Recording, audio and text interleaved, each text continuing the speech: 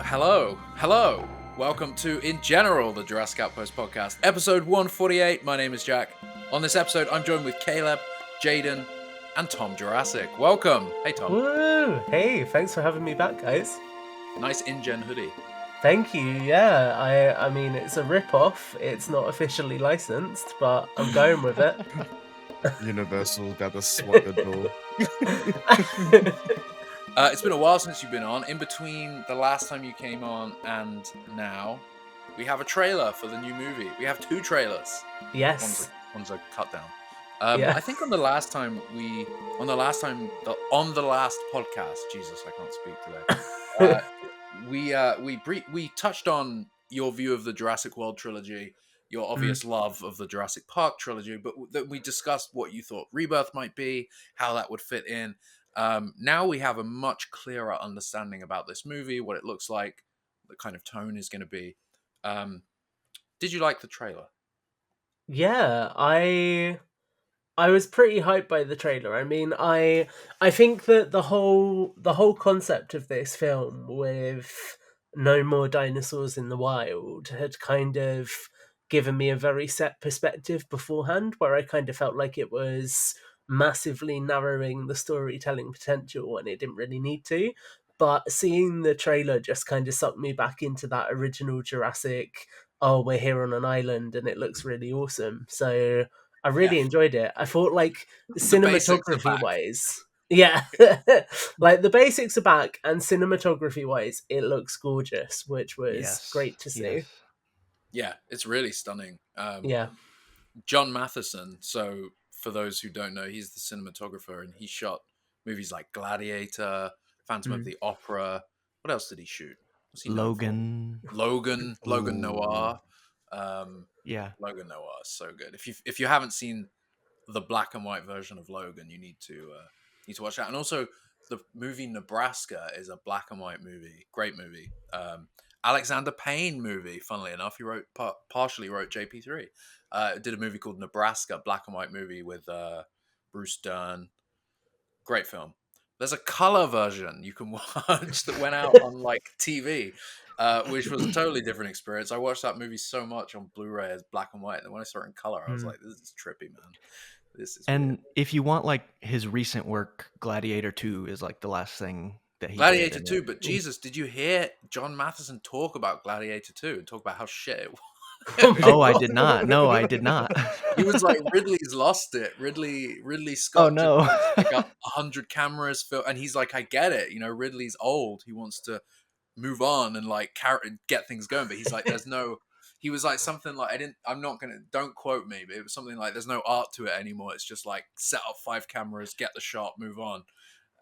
He didn't. Well, and like, I don't think John Matheson enjoyed it quite. Like, oh yeah, I think that like I didn't not like Gladiator 2, but like it's inferior to the original, and it you can tell like, oh, this was made in the era of big blockbusters and spectacle and like gigantic CGI wide shots and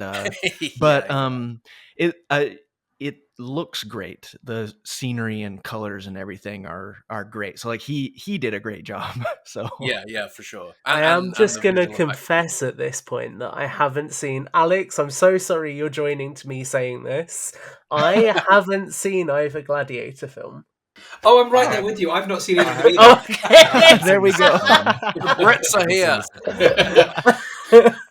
I haven't seen the second one, so I can't judge. But Gladiator is a damn fine movie. Alex, we were just talking about John Matheson. I don't know if you read it when he talked about working on Gladiator 2 and saying how Ridley's kind of lost it. Like, all he wants to do is set 5 cameras up and let it shoot. He's like, it's not like it used to be, you know. And he gets it. He's old. Ridley's old. We were talking about how I think he probably had a great time shooting Rebirth. I mean, they were in incredible locations. They were on the ground. Gareth was probably shooting a lot of it. I bet there was a blast shooting that. Especially, I imagine it was a very unique experience. Yeah. And who was it who mentioned? I don't know if they just said this, but they mentioned tennis balls as reference points. It was Mahershala Ali. It's Mahershala. That's it. And it makes you wonder, like, because even in the first 2 movies, they had sticks with big stick. like, Yeah. T-Rex head on it. I wonder if they've done that this time. Big mutant head on it. We have seen, like, only I can think of one set picture that did have tennis balls in, but randomly it's like the New York car scene. They're on the car for some reason. Oh, yeah. Which is really not where you'd expect them, but... I wonder if maybe it's something slumped over the car, right?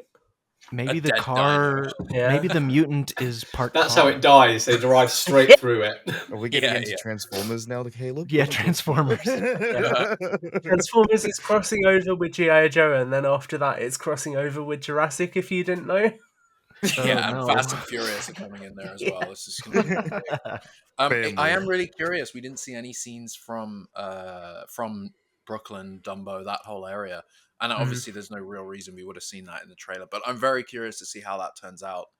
You know, we haven't had much, unless I'm wrong, we haven't had much like city in Jurassic. I know you had, in Fallen Kingdom, you saw, before you go into the Dino, what was it called? DPG. DPG. That you're in, you see the city that they're in. But I can't. Yeah. Other than San Fran. Yeah, San Francisco. Yeah. Other than Malta and stuff like that we saw in Dominion, I don't think we got much city. So Ian Malcolm rides the subway, but like you don't really see New York at all in that sequence. Yeah. You hear him, right? The guy. Yeah. This came into my head before. I have no idea why, but didn't they just announce a new Mummy film? No, I think no way. I think some, I don't know if it was Universal, but some studio has gotten the rights have come into some sort of rights have come into the public domain for it, because it would be about 100 years, since the Boris Karloff movies. Is that what? I mean, something like that. I don't know all the details, but I know that a studio is like gonna do their own adaptation or something.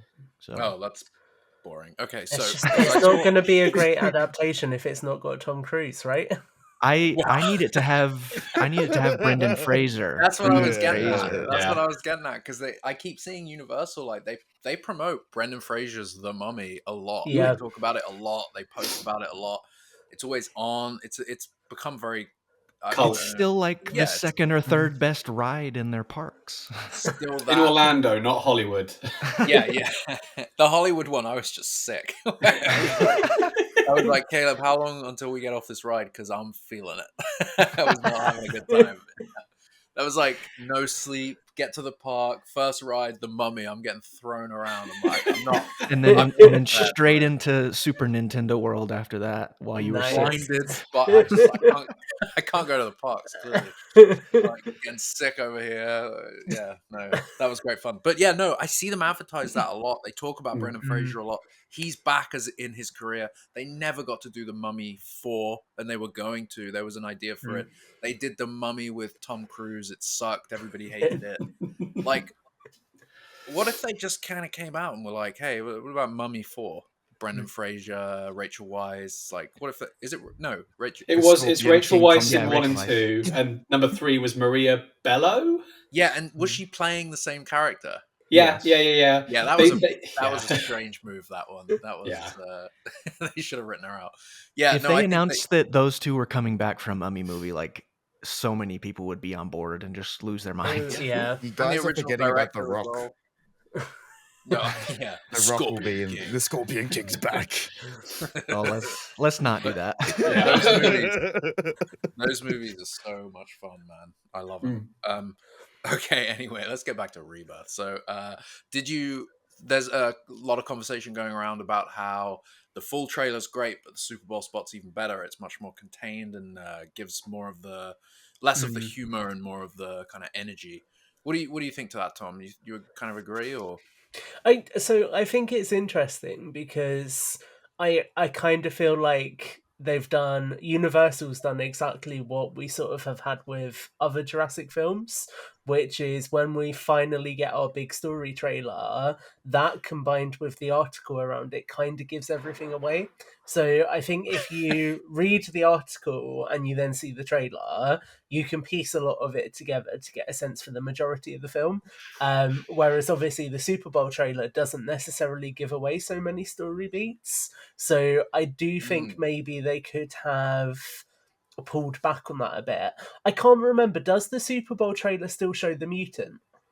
Yes. Yeah. See, It that's shows it both interesting to times me. as well. That I find really interesting because I feel like, if anything, that's what I would have held back on.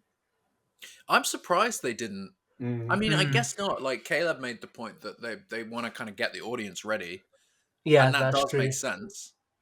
But it's also maybe I don't know how that would have worked. If I wonder if they debated keeping that secret until either the last trailer or like until the movie comes out. Imagine just posing this whole thing as a normal dinosaur Yeah. film.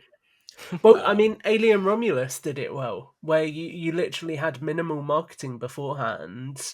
You kind of just get the sense that it's going to be a really traditional Alien film, and then it throws you a curveball with that third act. And I think that, well, I mean, I was sat there in the cinema and I was like, okay, what the hell are we doing when we got to that third act? But I do think it works well because it completely subverts your expectations.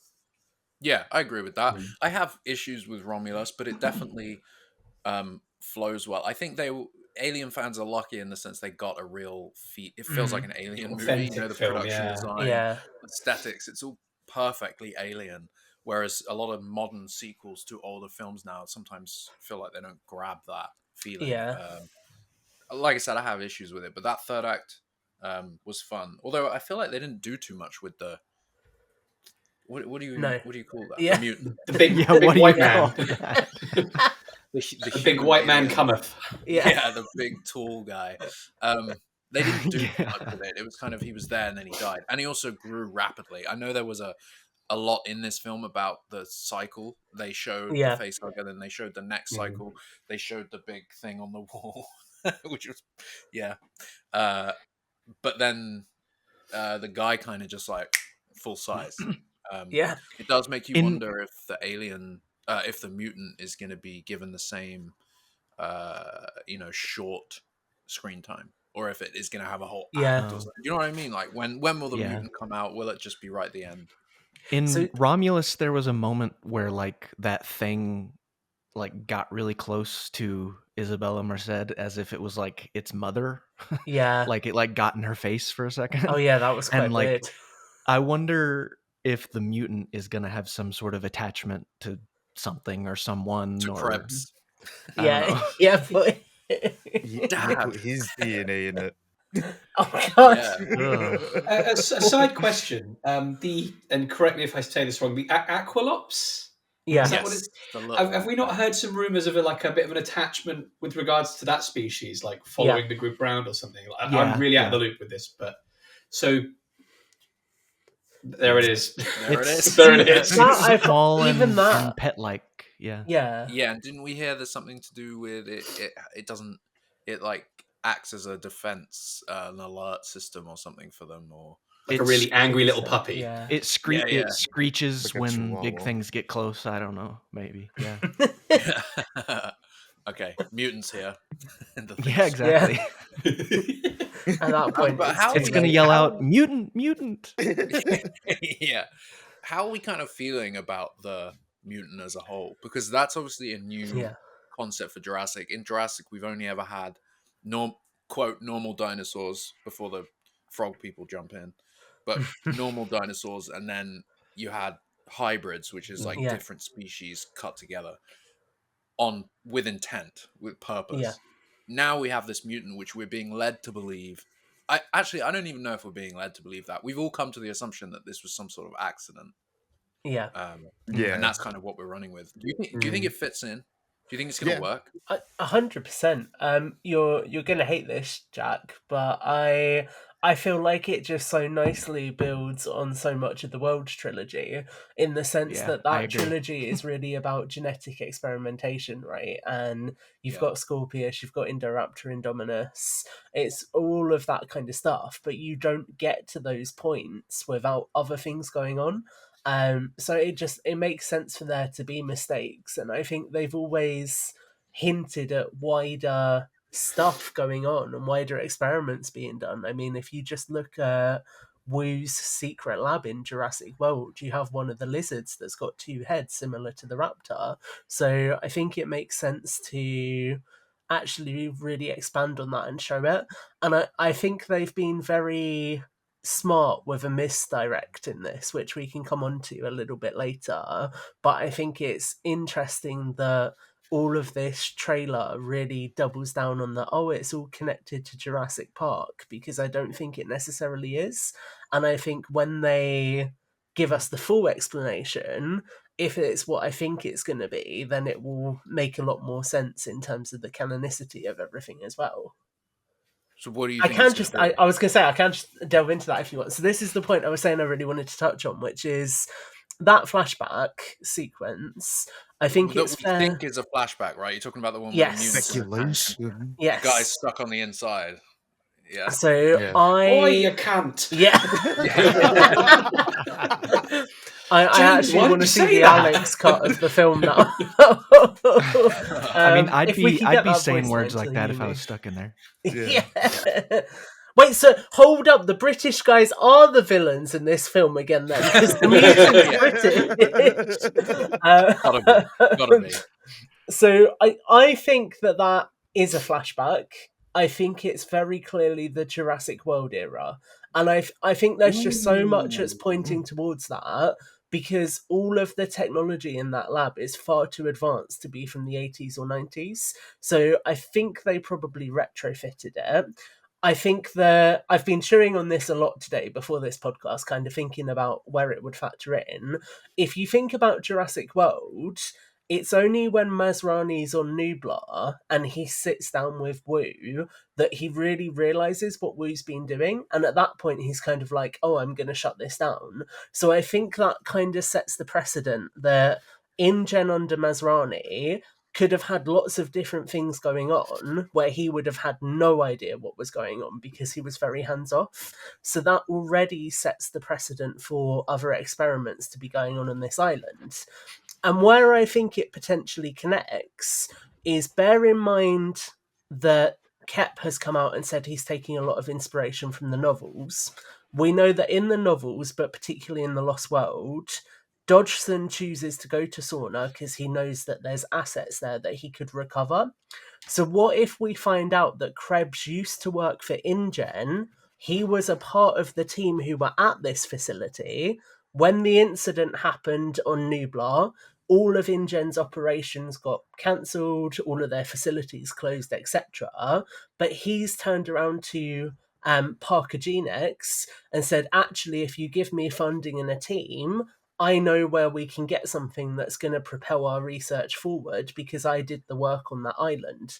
So I could quite easily see that being the connection where we see that InGen during the early 2000s was doing all of these experiments and things on this island. Something goes wrong. Krebs knew what went wrong and has then used that to leverage his position in this new company and get a team to go on a mission to the island. Could very there it is. well wow. be. There it is. What if the lab was from way back when, but they've just updated the technology over all this time, and like withstanding everything that you're saying? Also, I'm just saying, like, perhaps the lab has been around for 40 years. Yeah. They've just updated things or something. Oh, 100%. I think that's possible. I mean, the same thing would have happened on Sorna, right? Because Sorna became the factory floor for Jurassic World. So they would have just taken the facilities there and modernized them. So I think the exact same thing has happened where Masrani has acquired all of these, like everything that InGen has. Somebody has seen that they've got another island and has said, okay, let's go there and bring it back up to date and try and experiment with some other things there. Because it could easily explain some of the different species. Because let's say you've got Dilophosaurus, you have a T-Rex who looks very similar to the InGen T-Rex. So you could say, okay, maybe that was an experiment for the original parks that then lived on. But there's nothing saying that all of the dinosaurs on that island were born during the 80s or 90s. So they could easily say, a Titanosaur, for example, we were developing that for Jurassic World, so that's why it's on this island. Same with some of the other creatures. And then it kind of all begins to slot in a lot more. I think the other thing that I saw somebody mention the other day that's really interesting is the correlation between Biosyn having the Quetzalcoatlus and a different version of the Quetzalcoatlus being on the island, because that just brings up the question as to whether there was any overlap with Biosyn at any point in time as well, which is a whole separate kettle of fish. But I think that's quite interesting to consider. Do you think these dinosaurs could have been cloned during the 80s and 90s and they've just been reproducing since then? It's possible, yeah. I mean, when we see the eggs. Yeah. Right, yeah. And also, I'm just saying for how long is the question. Looking at the island as it is, you see a lot of it feels very naturalistic. So I wouldn't be surprised if we kind of get some sort of explanation where InGen has gone back to this island. Maybe there's already a dinosaur population and they're kind of just using their facilities but letting the rest of the dinosaur population just live in the wild. Like maybe they're even studying it at that point, like Site B. InGen just wanted a lab where they could go to work and be able to look at dinosaurs outside the window. Yeah, I get that. I mean, there's definitely in the trailer it's kind of alluded to that she directly says this is the original research facility. This is the research facility for the original Jurassic Park, which would date it to 70s, 80s, most likely 80s, like early 80s. I think there was a splice in that line. I swear, if you listen to it a few times, you're like, it's either two lines cut together or I feel like there is a longer... We're getting the abridged explanation. I'm gonna have to go back and listen to that.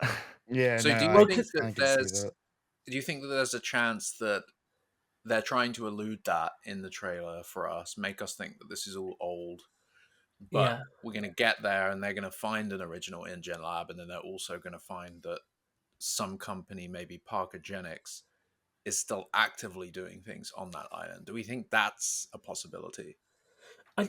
So the thing that makes me go, no, InGen has to still be there, and this was kind of so when I did my initial reaction, I recorded that with Brad on JP Pod, and the thing I kept coming back to in that conversation that I think is relevant here is the Humvee. Because the Humvee is a modern vehicle and it has the InGen logo on it. So that means that this is a modern InGen vehicle that has been on the island. So I think that in itself gives us all the clarification we need to know that InGen has been on that island in some capacity since the 80s. If I may counterpoint, we still don't entirely know what the base of the vehicle is, but there's enough of it visible. Most of the components date back to pre-90s. Interesting. Okay. It's got leaf spring suspension, which Jeep stopped using in, I think, 97. But it is very obviously the look of it does look very modern. It looks modern, it's but so weird. It looks modern in a way. When we first saw the vehicle months ago, now we all kind of said that could either be old or new. It kind of has that look, and then you look at the lab and you think the same. It's like it's retro-futuristic is the word I've been using. It's very it's very retro. It's what people think the future would look like, not necessarily what it actually looks like. It looks kind of like the alien ships, which are what the kind of 70s thought, like, oh, let's set it in the future. It's going to be all like this. It kind of has that style, which would fit in if it really was an 80s lab. It could have ended up looking like this, and that's the lab. The vehicle is interesting because, even the motor pool, we're trying to identify it. Alex found out about the leaf springs, which so it's at least pre 97, at least pre 90s is the base, and they were probably I guess they were thinking about that because they had gladiators to use from Dominion that they could have utilized, but they chose this vehicle which dates it. But the vehicle in the trailer I noticed has looks like an LED bar on the front of it, like an LED light strip.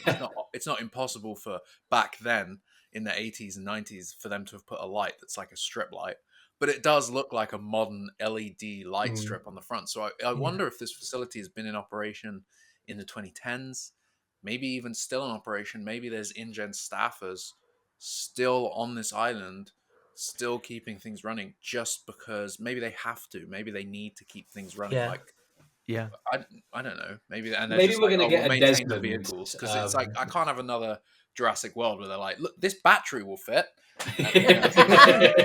Completely unseized engine, nothing like that. Just like the battery will do it. 25 Jurassic years old. always done like retro futuristic. I feel like it's always tried to be like, we know what this is futuristic. This is what we think the future is going to look like. So yeah, it like, but the vehicle is an interesting one because it's in operation, it works, it's driving. Yeah. So they either spend time to unseize the engine, run oil through it. You know what I mean? Like get it running again. Or tell us it's more just about been cars, run- Jack. That's the extent of my knowledge. I think there was something I was going to say. What was it? Oh, I've lost it. Martin Krebs. I just think I mean, Krebs could easily be a connection, but I think no, I remember, to your point, Alex, about it potentially being a cut line. Could it not easily be that Zora is referencing Jurassic Park in the exhibit that we've already seen in the trailer? Because we know that that's got the banner, so they could have easily taken her saying something about Jurassic Park from that sequence and then just spliced it together. The big thing that I struggle with, I can absolutely see everybody's point where they're like, we've never known InGen to abandon a facility when they didn't have to. Sauna was because of the hurricane. You know, there's no reason for them to have just turned tails on this facility unless, you know, something like the Jurassic World incident. And also, we've had all the mutant fucking shit up. Yeah. So, you know, absolutely. And, you know, we know they've really doubled down in the synopsis, in the interviews. 2 or 3 times in the trailer they mentioned the original park. They've doubled down on this being a facility from that era, but we don't know when it ceased operation, and that's quite a key point to understanding, you know, what we're looking at. I forget where I was going with this. What was the question? Maybe they're still operating, but they're just doing it like Mahershala Ali's line in the trailer about like no one's dumb enough to go where we're going. Like there's a bit of a reputation here, sounds like. Well, so that, maybe again, they're using that reputation to shield their that operations. scene is really, really hacked up. And if you spend enough time looking at shot to shot to shot, you realize he's not even he says no one's dumb enough to go where we're going, and something about government patrols. No more, less government patrols. He's not talking about government patrols. He's talking about aquatic dinosaurs. He gestures, or we don't see him do it, but he gestures to the big pair of jaws around the bar because we see a shot of Krebs looking at them and looking back at Zora, kind of horrified. And all these shots, they're out of sequence. And I think that's also why he says there's not many left. There's not many left now. He's not talking about government patrols. He's talking about, you know, the mosasaur or the mosasaur would be a reason for a reputation around the island, like if it's attacking boats. So I think that's half the reason this facility stayed so under wraps for so long. But then that poses another question. These animals can't have been known about prior to End of Fallen Kingdom times. Or you wouldn't. Or that being said, sorry, the mosasaur was let loose in 2015. Yeah. 16 or 15, 15, 16. No, it was 6 months after Jurassic World. Oh, that's right. Yeah, and when they did a retcon. Yeah.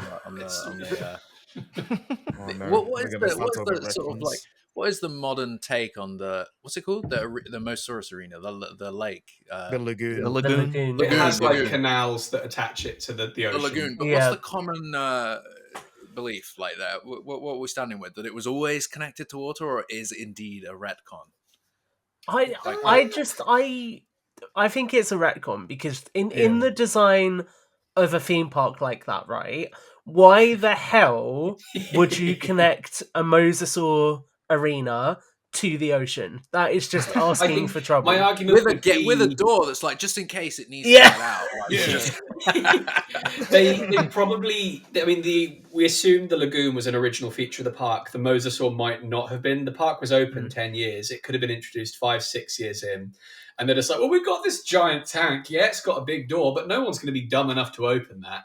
Yeah. Do you know what I'm so glad we're having this conversation because this has absolutely just twigged something in my brain though, which makes me think again that this facility was active during the Jurassic World era, which is, as far as we know, Jurassic Park the game isn't canon. So Hammond and the original InGen never experimented with aquatic reptiles. Masrani Global did. So what if the mosasaur that we see in Jurassic World wasn't the first one they hatched? That then instantly explains why there's one on this island, because that was the test run for the one that ended up in the lagoon at Jurassic World. Yeah. Yeah. Shit, man. Tom's cooking. Tom is cooking. Or is this? I mean, I guess it is a real different mosasaurus. Like the thing is, in the Rebirth trailer, we see the mosasaurus in the ocean. It's not like unless there's fencing, we're not seeing that. Like it's surrounding. Don't get me started on that. In the ocean, is it possible that it could be related to the Jurassic World one? It just has different color. You know, like is it, or is it big aquatic predators will sometimes stay in warmer waters? Like yeah, the fence no, wouldn't totally. totally And be necessary. we know that the plot is that these dinosaurs are all kind of they've either died or they migrated to warmer climates along the equator. So it's possible the Mosasaurus. Is it possible the Mosasaurus did a blue bit of parthenogenesis, popped one out, and then that Mosasaurus is green? And now is that possible, or am I just? I mean, anything is possible. Anything right? is possible. I think these creatures originated on this island. I don't know that these creatures migrated there. Yeah. And it this, makes sense. and this Mosasaurus looks quite different in like skull structure, etc. But I mean, anything's possible. Things change film to film anyway. Yeah, don't exactly. They? Yeah, for shits and giggles. The Mosasaurus is like 5 times the size. I do find it interesting that Kep made that point about no retcons. Like we're not going to retcon anything, and then that was the biggest point of contention with the Fallen Kingdom and Jurassic World change. Was like, well, hang on, here's a map of Jurassic World in film universe, the actual in film map. Lagoon's right in the dead center of the island. It's like, okay, that's a bad retcon just for story beats. I mean, it would have been even cooler if I think it was a bad map. Long sequence where it like navigates through these feeding tunnels, or like, and then it's like shit, the open ocean. You know, I don't know, like another, or maybe I don't know. How else would you have got that? That's why they had to write it that way. How else are you going to get the Mosasaurus out of the tank? A massive helicopter. Massive helicopter. And for I think why? in Rebirth, what reason? Why are we getting the Mosasaurus out? Yeah, well, that's the thing. They never fucking used it again. That. Like we got a couple cutaways of it, you know, attacking some surfers or taking out a trawler. Yeah. Nothing that affected the fucking plot. It was basically just, hey, the Mosasaur still exists. Yeah, it's just like here's one shot of it at the end of the movie again. Yeah. It's a shame because it's like there could have been a spin-off movie that was like 10. I think we talked about Jaws with the Mosasaur. Jaws with Jurassic World Mosasaurus. Yeah, or like 10,000 Leagues Under the Sea or something. Yeah. That kind of story where it's completely contained to a boat and the only threat is a massive Mosasaurus that's for some reason really interested in the boat that you're on. Like, I don't know. That would have been cool. They never did anything with this damn Mosa. The producers came around this time and were like, they were like, we wasted our shot on the Jurassic World trilogy. We have to use the Mosasaurus this time. Yeah, but I bet you it'll just be that tiny scene. Well, I know, like that's what I'm saying. We've probably seen all the Mosa, I am. At the end of the movie, it will be it crashing through a wave. It's like, oh, the Mosasaurus is out. It sprouts legs and starts crawling. Hey, it's buddy with the Spinosaurus. So maybe we'll get some like good shots of it with the Spinosauruses too. Maybe. I think so. I was going to say, just on the Spinosaurs, that is a big question mark for me, though, because they look so different to the original one. So that's where it's like, well, maybe it could be another company. Or, again, where this could potentially be the test ground, that might have been before they perfected the final design. Like, didn't you guys talk about if they had wanted it to be more bipedal, and so they, like, reworked the design? Less I could aquatic, easily see something like that. We had a relatively long chat about the Spinosaurus last time. Yeah, I got disconnected at that part as well. I was so salty. We couldn't quite agree on if it... But yeah, no, I think it's a really interesting one because they're bringing back a species that people have wanted to bring back for a long time. There's a lot of JP3 era fans that really wanted the Spinosaurus to return. I think the Spinosaurus is a great dinosaur. Like, I grew up with JP3 as well, so it's a lot of fun. And it was the first one we got that was kind of like, wait, have InGen... Because obviously, as Alex knows, the InGen logo in JP3 was a new logo. They'd been breeding again and doing... I'll fight you in the car park. But JP3 and the Spinosaurus, you're kind of like, hang on, we've been to this island before. We never saw the Spinosaurus. Like, you got that like, whoa, this dark, mysterious company. What have they been doing? That was... They don't play into it too much, but it's a few lines that make you think that. And I love the Spino. Really wanted it to return. Finally gets a return 4 movies later. And it's a completely different species. And I feel like they should have just picked a different species. to bring back to utilize for that scene, because now it's like, well, hang on, we've seen a Spinosaurus in this franchise and it looks nothing like that one. Why is it different? Like, I don't know. It seems. I hope we get an explanation. Yeah, I will say though, and like as a Spinosaurus fanboy myself, JP3 alter. He was cut off on the last pod, so now now is your time. Quick, mute his mic. I'll say this real quick. I will take this Spinosaurus in Rebirth over what we got in season 4 and 5 in Camp Cretaceous. I think if you guys are complaining about this, go back and watch that, and you'll be more appreciative of what we're gonna get. That's all I will say about it. But, I think that's fair. Yeah. That I think like that the Spino is a question mark for me, because it brings up the question of Parker-Genix or other biogenetics companies, and just, is this a design that's been created by somebody else? Because I think up until this point the franchise has been very deliberate in saying these are InGen dinosaurs, so it then feels, where we have such a significantly different design, it almost feels counterintuitive to restrict themselves by going, oh no, this is still an InGen design, it's just a different InGen design. Like, at that point it almost makes sense for it to be somebody else, but I don't see how I just personally couldn't see how they could factor another company into the island in a way that doesn't make the story incredibly convoluted. And I think with this time, with like this time around especially, right, they don't have the benefit of, or at least as we've seen so far, a viral marketing website that can expand it a little bit. It does seem like they're just going to go for what's in the film and that's it. So that kind of suggests that it needs to be easily digestible, or a lot of the general audience is just going to get lost in all of that kind of minutia. Although I kind of feel like the general audience that go see a Jurassic movie probably won't be too put off by like, who bred the, I don't care, I'm here for the dinosaur. You know what I mean? Like, I don't think they'll be too, wait, InGen were around in the 80s, you know. They've like, probably not even seen the JP3 Spino. Yeah, exactly as well. They're going to look at the screen and go, that's not paleontologically accurate. Yeah. It does make you wonder if it was a sort of paleontological decision. And maybe that would they be just, cool.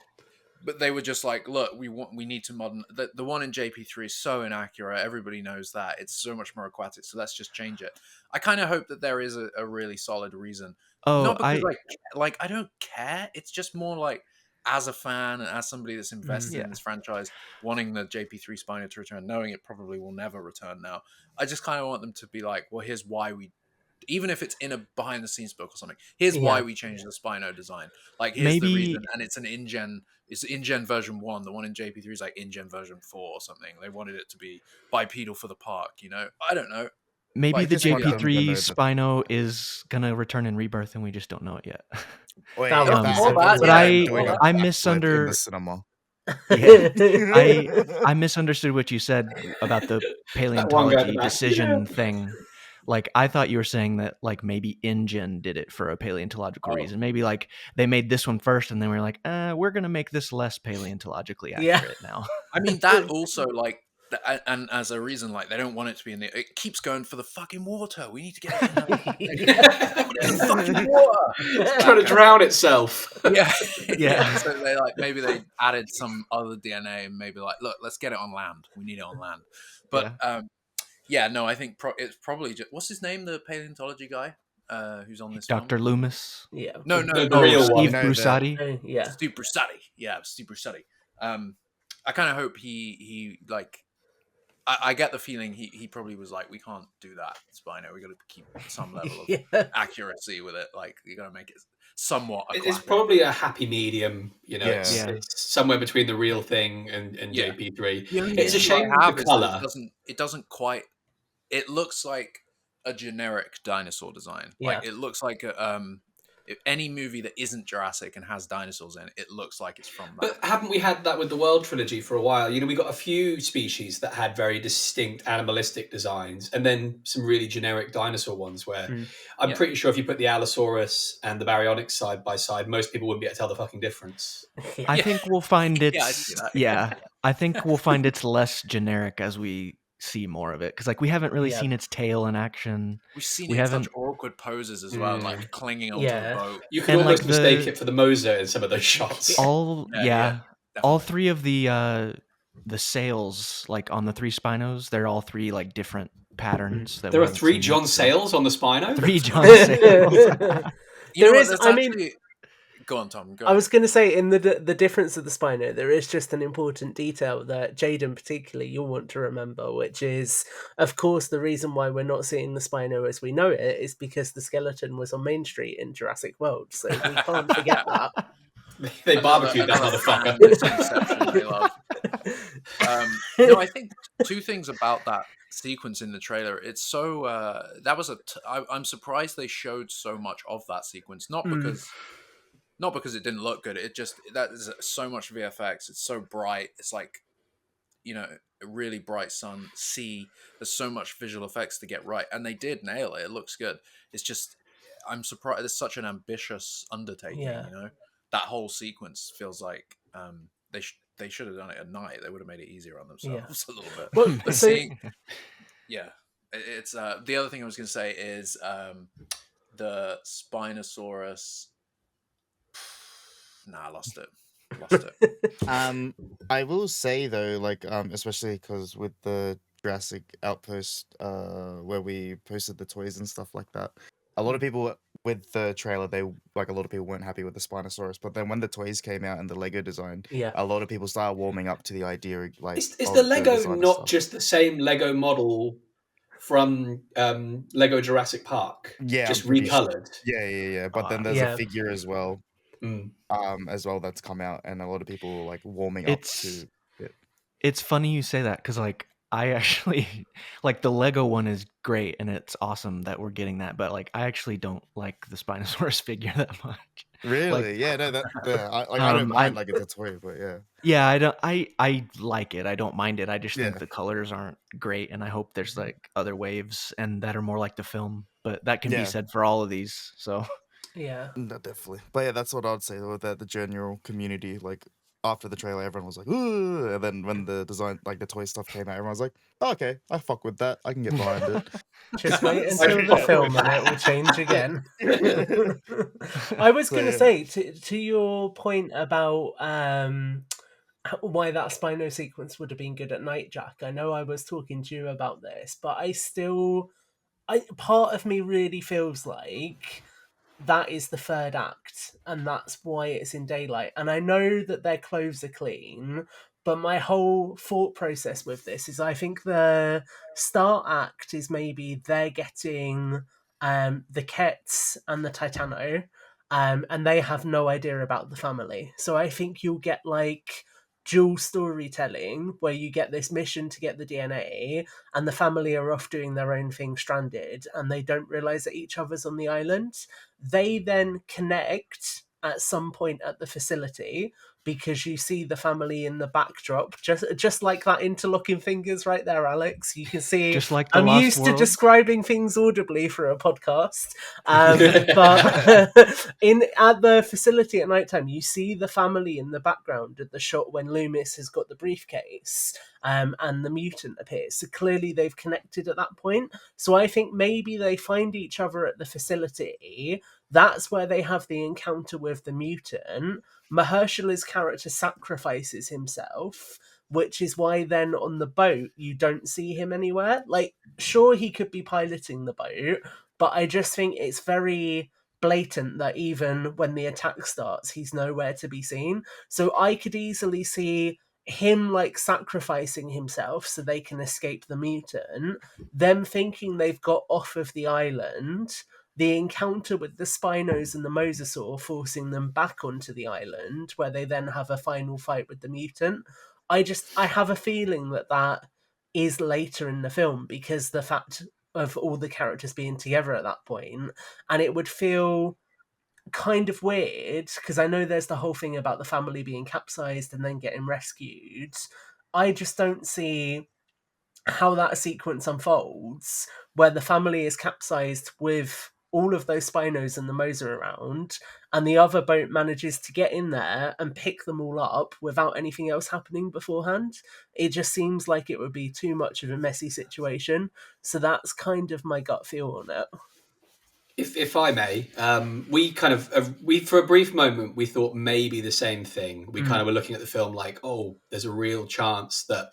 But then I think we've seen enough since, and it's really tough because the water stuff at the beginning, it feels like there might be 2 or 3 separate large chunks to that sequence. Yeah. Like we obviously see nothing of the family's encounter, their boat, their yacht-like boat with the Moser. The scene of Zara using her big poking gun on the Moser, like that seems to be from a different sequence completely, because then we see these aerial shots where she doesn't have the gun at all. Yeah. I think in the wide you can actually see Mahershala Ali on the flying bridge underneath. Okay. There's then another little platform that I've forgotten her name again. She's got a great name. Philippine Velge. There it is. Oh, yeah. What a great name that is. And obviously Bashir Sylvain is still there. Yeah. Yeah. There it is. I was waiting for that pause, yeah. Cut that. And like, we're pretty certain he dies in the Ket sequence. Yeah, no, that's a really fair point. That does definitely look like it happened. Pretty sure Philippine Valve dies on the boat as well. And we know that the scene of them washing up on the beach, it's scene 100, so that comes before the Ket sequence. Oh, sorry, the Titanosaur, which is 108 or something like that. So the Titanosaurus sequence is after they crash after they're running across the beach. Yes. That's interesting. Yeah. It's interesting what you can put together just reading scene numbers. So where do you think the Spinosaurus boat Mosasaurus attack sequence? Again, I think I think they totally wreck the boat. They kill Philippine Valve. It's probably towards the end of the first act, beginning of the second. I think we've got quite a long opening to this film because we've got this whole land, sea, they're air. trying to leave the island, or do you think they're? No, I think they're arriving. They're arriving. Okay. I think they're arriving. But it feels really weird for them to have picked the family up and then to get separated from them perfectly. Like, okay, family, go this way, go explore the island, have some fucking fun. What if the family get on surely like a they're life not raft or something? Yeah, it's got to be something like that because they're not going to abandon them on the beach. And there are 2 life rafts at the back of the boat in those big tanks. So it's completely possible. Maybe they end up taking one of the life rafts up the river. Yeah, something. Yeah. Yeah, it could be. Yeah. Maybe they end up drifting that way. This just sounds like a great David Koepp story, and I'm really excited. Yeah, I've been on the fence a little bit after Dial of Destiny because that didn't really land for me. But I'm hoping that sucked. Koepp wasn't really that involved in that one. Okay, that's good to know. It was only early on, and then he left. I think they rewrote a lot of his stuff. They also reshot some of the movie.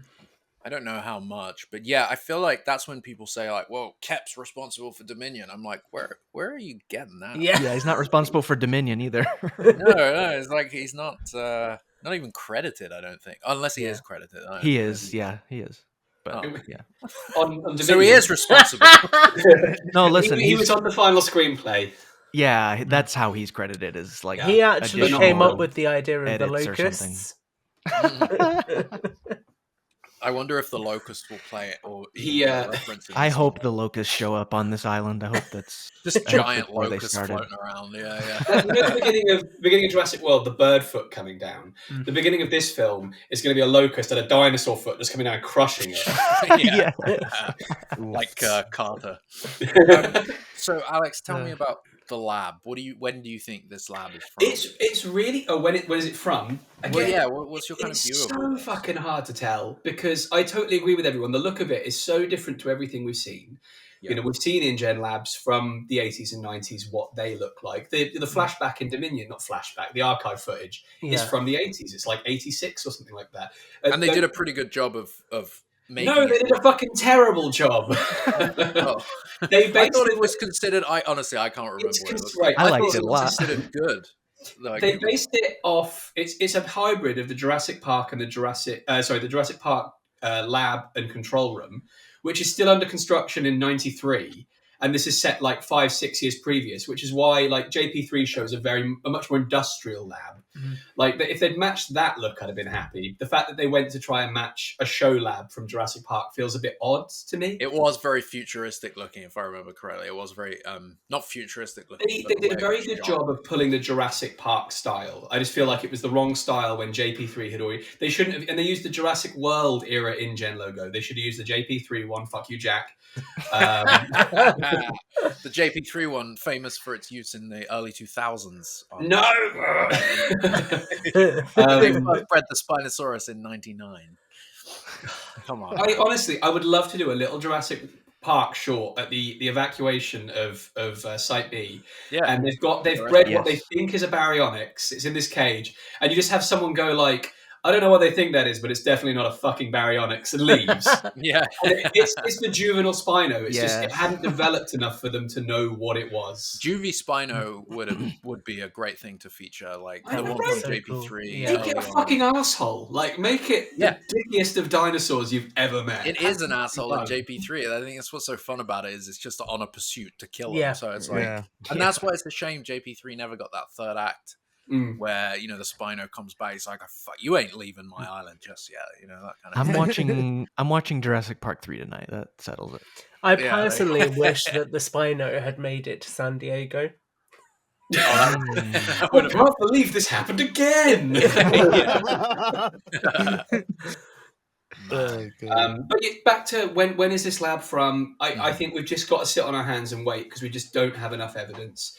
There's some very confusing. I still argue the shot of the two-headed raptor. I think that's also from this prologue, flashback, whatever you want to call it. It's the tank's too clean. The lights are all working. There's no evidence in that shot at all. You look at the later shot of Mahershala Ali and Jonathan Bailey in the lab. The tanks there, they've all leaked and drained through their bases. There's nothing that's still full. There's also a really old computer that boots up. To be fair, I don't think we can. It looks large. It looks 80s or 90s, but we can't tell at that distance if it's CRT or LCD. I'm sure it's displaying like lines of code or a boot up sequence, but again, I think we have to kind of wait and see with that. But I think the fact there's definitely a period of time. Dates it pre like 2010s though, kind of thing. That whole you sir have never been to an Amazon warehouse where they're still running software from the 80s. I think the big thing for me, the big thing for me that I think seals the deal in my mind that it's something that's being reworked in Jurassic World is the way that in Fallen Kingdom, InGeneral Nublar had reworked the old 93 era emergency bunker. So it had like modern technology inside it. True. That was a really cool hybrid of they did this for all my quips with Fallen Kingdom. And there's a deleted scene in Fallen Kingdom where they go through Wheatley's base camp. There's all these guys that have been mauled by the raptor, and they get in this like mission control CDC style tent, and they've got like maps of the island, and they roll out a blueprint that's from the Jurassic Park era showing the radio bunker. And the design of it is really cool. There's stuff in there that looks 90s, but there's stuff that looks more modern. But all of it is very believable tech, unlike Jurassic World, which was just like, nah, fuck it, holograms, do whatever. We don't need the audience to believe anymore. They're on this hype train. And it's super cool that it's going to make a reappearance in Jurassic Park, the game. Not the game, fuck! Jurassic Park Survival. If the game survives. Great segue. If the game survives, Tom. Wow. Ooh. Wow. That's the title is cursed. Yeah. The title is definitely cursed. You don't think that you think there's a chance this game's going to get canned? So I've been saying all along, I think it was just a miscommunication in the marketing timelines. I don't think we were meant to see Survival as early as we did. I think that when we got the Survival trailer, the deal around Evolution 3 hadn't been finished. And I think the second the deal on Evolution 3 was finished, Universal probably went, crap, this game is going to release first, so we can't do anything else with Survival now. That I genuinely think it's just that simple. I think Survival is coming. I think we just got the trailer earlier than we should have done because at the time they didn't realise that Evolution would be releasing before it. I agree. Why would that matter if you can have multiple? This games, is. right? I think it doesn't make sense to bet against yourself. Typically, there's probably some study that shows people buy one game every 3 months or something like that. You want to get your playthrough time through it, your average consumer. So I think there probably is, even though they're radically different types of games, people only have so much money, Jack. Jesus. Yeah, yeah, but they wouldn't necessarily have to release 3 months apart. I mean, you can still talk about survival and have evolution out first, and be like, well, I just think Yeah. it muddies it, because I think, Jurassic as an IP is something that hasn't traditionally had a lot of games or anything. So I think Universal is still in the mindset of doing one thing at a time and then moving to the next thing and the next thing. I mean, look at Chaos Theory as a prime example. Season 3 for that was confirmed right around the release of the Rebirth trailer, but actually the comms around that were pretty silent, and DreamWorks only directly confirmed Chaos Theory like 10 days after the Rebirth trailer had come out, despite other people having already confirmed it beforehand. So I think it's just the old school marketing approach. We know that Universal is still fairly old school anyway, of just being like, do one thing, then the next thing, and then the next thing, rather than having projects running concurrently. This would also be, if not the first time, one of the first times that they have like a world and a park prominent thing rolling around in the world at the same time. So that could have given them cold feet about it. And I'm not saying that's valid, because I think they should just do both. Here's a point of interest. I know we've talked about this. There's no world DNA in the Rebirth trailer at all, really. There's no callbacks to anything in world, really. They don't acknowledge any of the story. The film obviously will in some respects, but it does really feel more like a Jurassic Park sequel. Yeah. Do we feel like we're going to see that in Jurassic World Evolution? We've been talking about what this game's going to do. Is this going to be super retro? Is this going to be a game set in the 80s? Is it going to go a radically different direction than what we've seen previously? So, do you want to jump in, Jaden? Oh, okay. Before we go for evolution, I agree with what you were saying there, where they showed it Jurassic Park Survival too early. But last year we did know that Rebirth came out of nowhere, and marketing was blindsided by it. Yeah. Especially all that stuff. This is what I posted a tweet about it yesterday, I think, like that, and stuff like that. But my thing is with Jurassic Park Survival is that maybe too soon and blindsided by Rebirth and stuff like that. And now that we did mention before that the bunker from Fallen Kingdom is going to be in Survival as well, I'm more on the fence that they're waiting for Rebirth to come out so they can add all this additional lore from Rebirth into Survival, so everything all makes sense and stuff like that. That's where I'm sitting on it. But the cynic in me is I'm more leaning on the fence that the IP restrictions is holding up the game for Universal and stuff like that, in the sense of the horror aspects, the violence, dino violence, all that stuff. That's where I more sit, is that Universal's IP restrictions is holding up whatever Saber can do. Yeah. I don't get the impression that Survival is gonna include. I don't think they're gonna make it tied to anything. I think it's just gonna be its own standalone Jurassic Park story set on the island. I don't think they're gonna fill it with Rebirth cool mentions or try and make the lore work. Universal have never been too concerned about that. I don't get the impression that Survival is going to be it's mention the mutant and things. I was only saying that because the bunker, they've made the effort of showing that the Fallen Kingdom bunker is going to be that's a really cool thing, but that is currently only concept art, so they might not. True. Do we think they're waiting until after Rebirth, so that then once Rebirth is out, they can go, okay, here's our Jurassic World game, here's our Jurassic Park game, and so that it's less confusing for people? Whereas I could see that. Maybe, but I feel how dumb are people to be that confused? No, I'm just dumb. You have to remember, dumb, dude. Yeah, no, I get it. TikTok is a thing. I guess I can't imagine what it's like to be so confused over. I was just waiting for you to be like, I can't imagine what it's like to be dumb. Movie in a game at the same time. I don't. You would be surprised at folks who are like not as tuned into like pop culture and entertainment industry as we are. Sure, no, So that makes sense. We just have no life and we're nerds. I think it's just like they should. They're in a sense like Rebirth. I would say Rebirth and Survival are probably gunning for a similar audience, but I would say Evolution and Survival are probably gunning for different audiences on that side of things. So I and neither of them are us. Yeah, just show us what you. I like that you use the word gunning because like that's what they don't want in there. They don't want shooting of dinosaurs. No guns. There is a big caveat, which is Survival and Turok might be gunning for the same audience, and Universal and Saber are hot on Turok. Like that has already had more marketing than Survival, so I think they're probably getting that out first. Yeah, like even the Turok account is so much more active. Like even they posted reactions to streamers and content creators reacting to the trailer at the Game Awards and stuff like that. They are doing an amazing job. About, like you said, Amblin and Universal's own, like everything that they promote via Survival has to go through multiple different parties. All they're allowed to do restrictions stuff, man. Like all they're allowed to do is put random tweets on their Instagram story from different accounts reacting to the trailer. That's random tweets. Does? No, it's what Universal's been doing for Rebirth. That's what the Jurassic World account has been doing for some reason.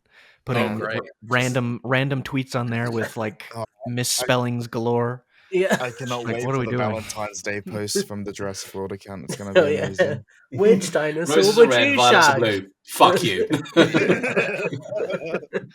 It'll probably be about blue. We were discussing that yesterday. It made me remember hashtag Jurassic Park 2 when it was Jurassic World's anniversary and they did that. Fuck, that was so funny. That must have been 10 years ago now or something. They did that, but it was good times. They've become informed since then. Yes, a little bit. Nobody let them live that one down. And the wrong day anyway. They posted it on the premiere day. Oh my! I remember like, happy anniversary. Yeah. I was going to say, to your point about Evolution 3, Alex, I am actually quite concerned about Evolution 3 at the moment, purely because what John Watts, that's the guy we got to interview. Johnny Watts. He's CEO at Frontier now, I believe. Is he? Has David stepped he got a promotion. Down? Oh, wow. Okay. Yeah, I think he's been it for a while. Don't quote me on this, I'm going to be wrong, but I do know we are connected on LinkedIn. Okay, I did not know that. That's interesting. I think I vaguely remember seeing Brabin step down, but what I was going to say is he came out and said that it's very similar to previous games and that they're just kind of like taking the same format and evolving it. So that makes me very nervous because I've actually just come back to Evolution 2 after not playing it for a while. Oh, wow. Me too. Okay, that's cool. That's cool. I've come back to it and I remember how restrictive it is. Like, don't get me wrong, they evolved on Evolution 1 quite a bit, but it's still quite restricted compared to other kind of park builder games. So I think I think you can do a lot with it, but it's not as intuitive as it needs to be. Because I watch these playthroughs of people making these beautiful parks. Yeah. I'm like, wow, fuck! Like, how did you do that? But I'm not going to put in 1,000 fucking hours. Like, it's a bit too repetitive. I don't have that kind of, and they improved on some of the mechanics. The fact that you can now cross your roads and your paths over, and you can go through fences, and you can do A, B, C, and D. Great, but then other things got worse. Yeah. And we absolutely sympathise that with COVID and the delay with Dominion, it royally dicked them around 100%. We don't know exactly what the game they wanted to make look like. They had to pivot, but. That is this is a really reductive thing that I'm about to say, but like me approaching Evolution and Evolution 2, I wish it was more like Zoo Tycoon than it is, because like I just want to build a park. Like I don't want to go on a research mission to and go through all this stuff to get DNA for dinosaurs that I want personally. But like, so like, I don't know if they're going to be able to improve that. But I think so. On that, they did do that with sandbox mode eventually. So now you can basically go in and hatch whatever you want, and you can build whatever you want. But it was the fact that it wasn't there at launch. So I think they need to get that right in terms of what the launch offering is. And I also think it's just things like River Cruise, for example, that's been a part of Jurassic World, the actual park. That's a part of the novel, and that's something that fans have wanted for ages, but it's not in the game. So I think it really runs the risk of feeling like, rather than adding all of the elements to the game that fans are asking for, they're just holding stuff back for incremental re-releases. So I really think this third game needs to kind of grapple everything that people have been saying and kind of put it all into one, like other attractions as well, right? Like even if it's just placeable stuff like the water park, stuff like the egg spinner ride, is all just stuff that helps people get closer to how these parks are in the films. I think going past building as well, introducing a new level of interactability would be it would add a lot more value to the game. Like what? Like being able to walk around your park and to have stuff happen. Alex, you can. I'm glad you mentioned this, because I was sat listening to your last episode when you said that. They did add an update very late where you can go into a first-person camera and walk around the park now, and you can like get into the gyrosphere and go around in the gyrosphere and stuff like that. So you can kind of do it, and you can kind of build like almost horror-esque experiences with that now, where you could make yourself walk through an area where there's dinosaurs that are broken out and stuff like that. But the dinosaurs won't attack you or anything. You're basically just a moving camera as opposed to an entity. Like an observer. So, yeah, exactly. Give me a little man. I want to be a little man. In Halo on Forge. Like, you know how you have the that's pretty much how it is. I got to drive a gyrosphere through my course that I built for the Jeeps now.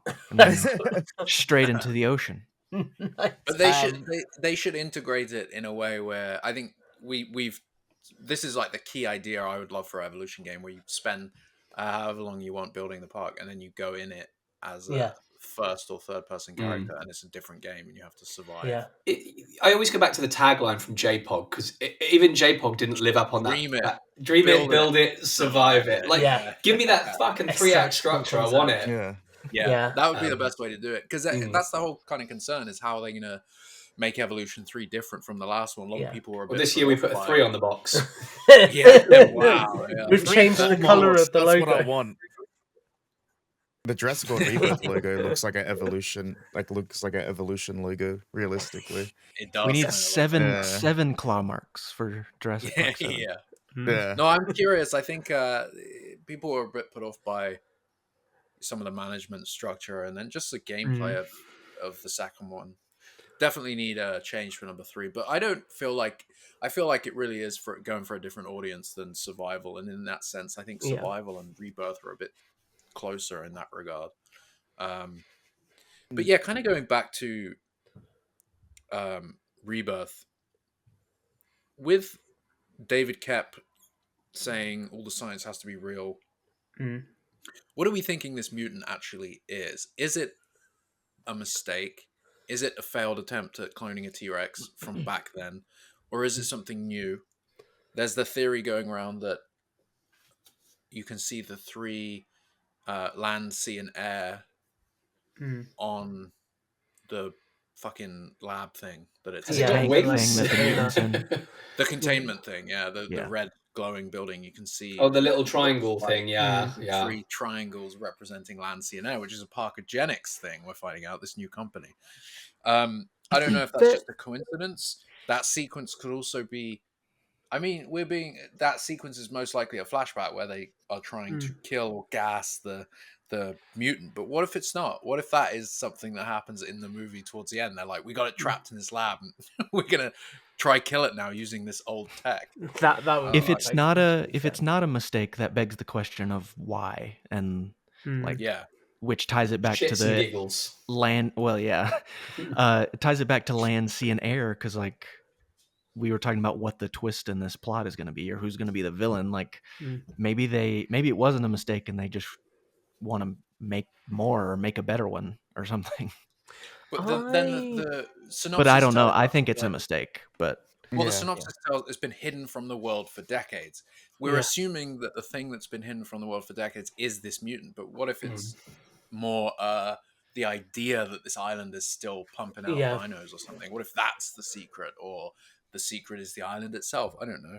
I mean, you're kind of led to believe that the secret is the mutant, and that's been hidden from the world for decades. How has it been hidden? Like, where has it been? Just roaming the island, or? So sorry, Tom. I would if like it has been on the island for years, I would go under the impression that it's been frozen. I don't know. I still have my thoughts that they're taking a lot of inspiration from Camp Cretaceous into this. It's so close to it though. Like, accidentally let out or something. Yeah. I almost feel like it is actually. I wonder if it is directly connected to the concept of E750 and the hybrids before the Indominus, because the thing that really stands out to me is that shot where they're like on the pier with the flares and the smoke, and you get the foot coming down. My God, does that foot almost look like a sauropod foot? But it's not. So what I'm thinking is maybe this is like an amalgamation of different dinosaurs, and this was another early attempt at hybrids. Because I guess the argument you could make is not everybody is going to have watched Camp Cretaceous, so realistically they could reuse some of those story concepts for a film and get away with it.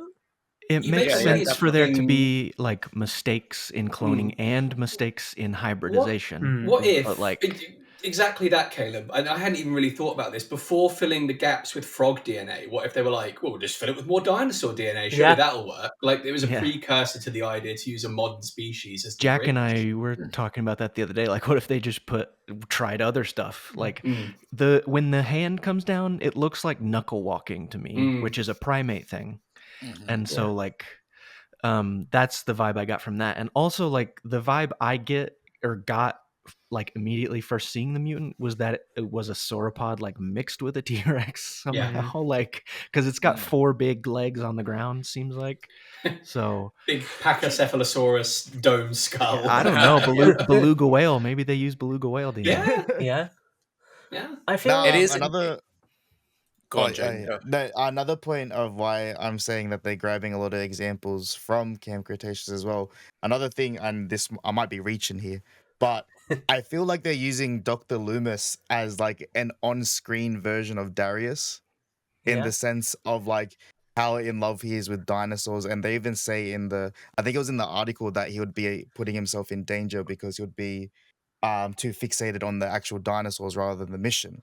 And we kind of see that a lot with Darius's character in Camp Cretaceous and stuff like that. It's definitely the same idea, and like bringing that into Jurassic is what it needs and what it should have.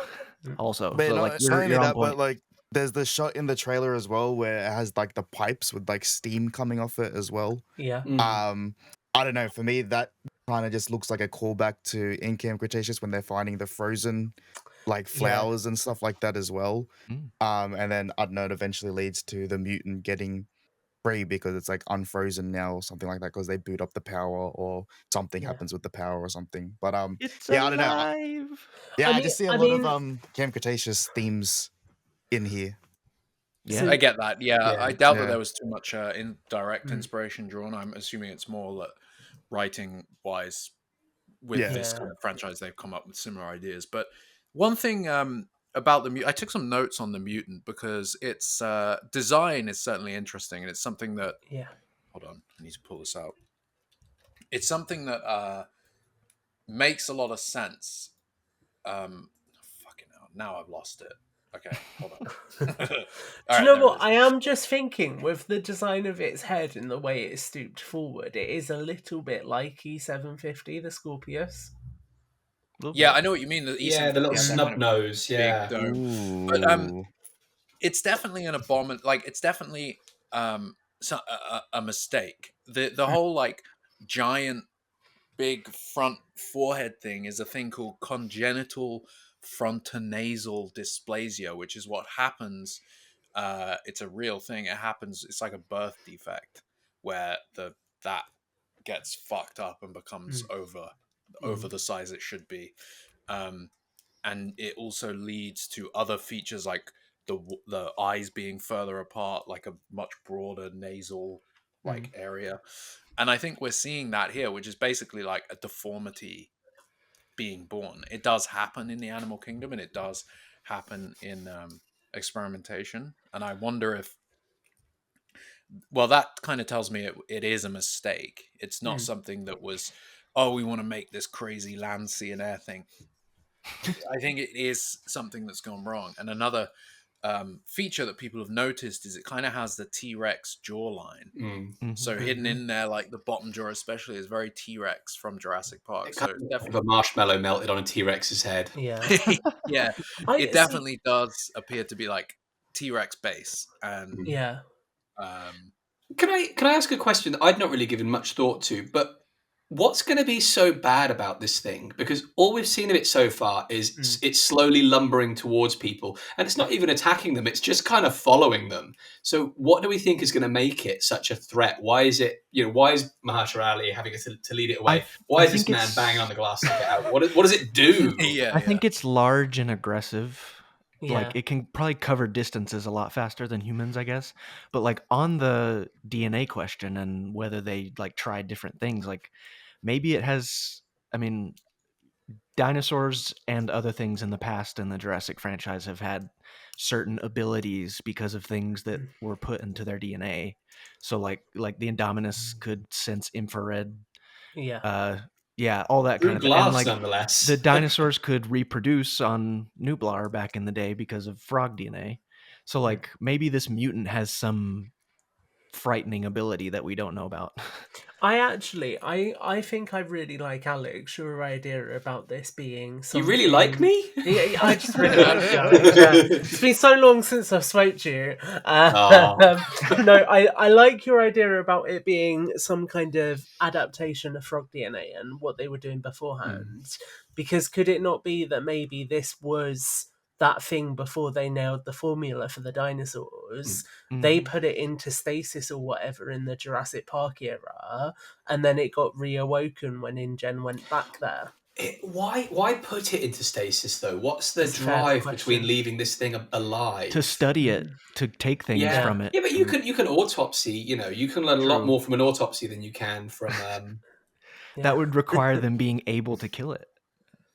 Yeah. But then I think we've had that discussion before, right? About how maybe when we see the shot of them walking into the lab and you see the computer screen and you see the rubble everywhere, it's obviously a disaster has happened here. You get the impression that they have booted up the power because you see what appears to be a boot cycle on the computer and then the lights start flashing. It's like they're flickering on. And I wonder if they boot up the power because they like in like Nick Van Owen does in Lost World, he's going to boot the power and then try and gain communication. It's a very Jurassic trope. Anymore. They can't get off the island, so they're going to find communication here, and that inadvertently releases it. Does what happened with the Scorpius, right? Which did this boot cycle, and unfroze it, or I don't know. Here's a question. I mean, you make a really good point there. If they do turn the power on, why do they do that? Is it because they need to call for help because they have no method? But why does this keep happening over and over again? That like it bothers me in the Lost World. The board are sat watching a live presentation from Sauna that suddenly cuts out, like they probably even see the camera fall over or whatever. And they're like, I'm sure everyone's fine. I know we're supposed to pick them up in a few days, but we'll wait until they call us. I'm sure it's all good. Connection dropped. Everybody can go home. It's fine. I guess their dish is bigger than yours. This is a smaller operation. It's being run by private contractors in the way of like Kincaid is obviously like not a accredited expedition guide in any sense of the word. So I could see why nobody would be coming in this instance.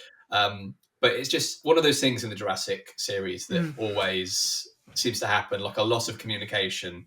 It's not really possible anymore. It doesn't happen. Not anymore. Yeah, I get what you're saying. Although to be fair, I mean, it like there's not to dive into any of the conspiracies that might be tied to that missing plane, the Malaysian one. But remember MH370? Yeah. Where the fuck is it? We've not found it. Vanished, and that is like we know they have fucking satellites that scan the whole Earth consistently, including all the oceans. The whole idea of like, oh, we don't know where the plane went is a load of bollocks. They know where it touched down, and they know that. Look at that Titan submarine. They released the sound of it imploding the other day or yesterday, right? They know they recorded that, and it was some random Navy recording device that captured it because they're recording everything in the ocean and everything on Earth. So they know where the plane went down. They probably have the sound of it hitting the sea.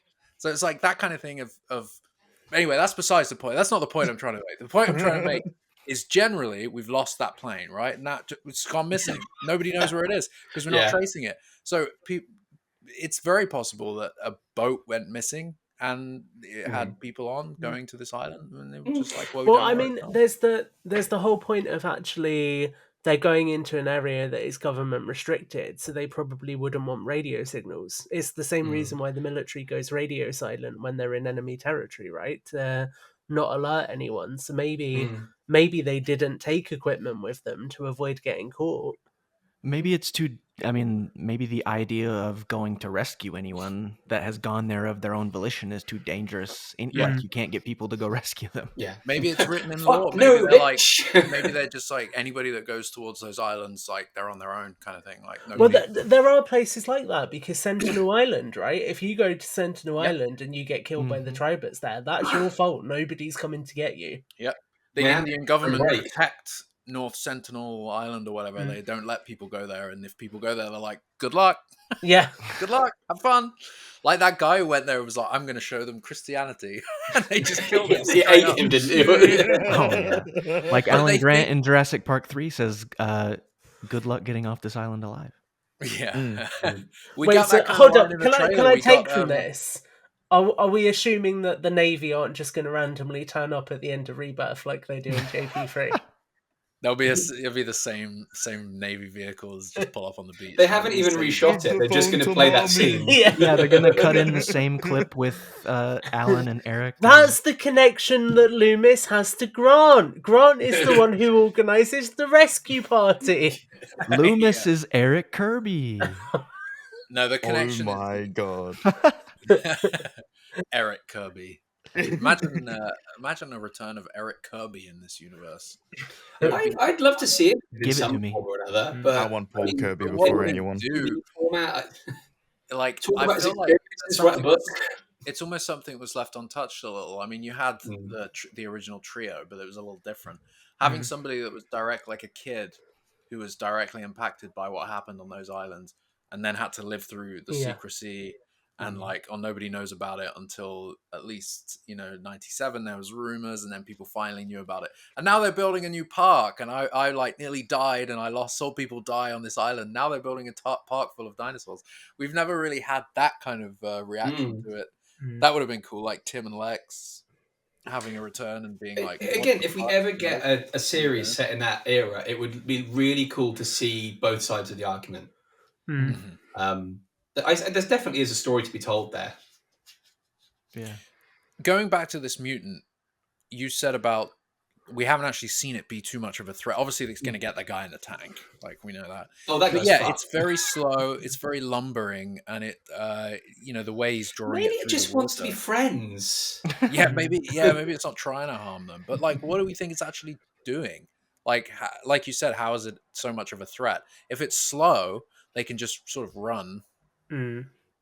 I think it might be faster than we've seen.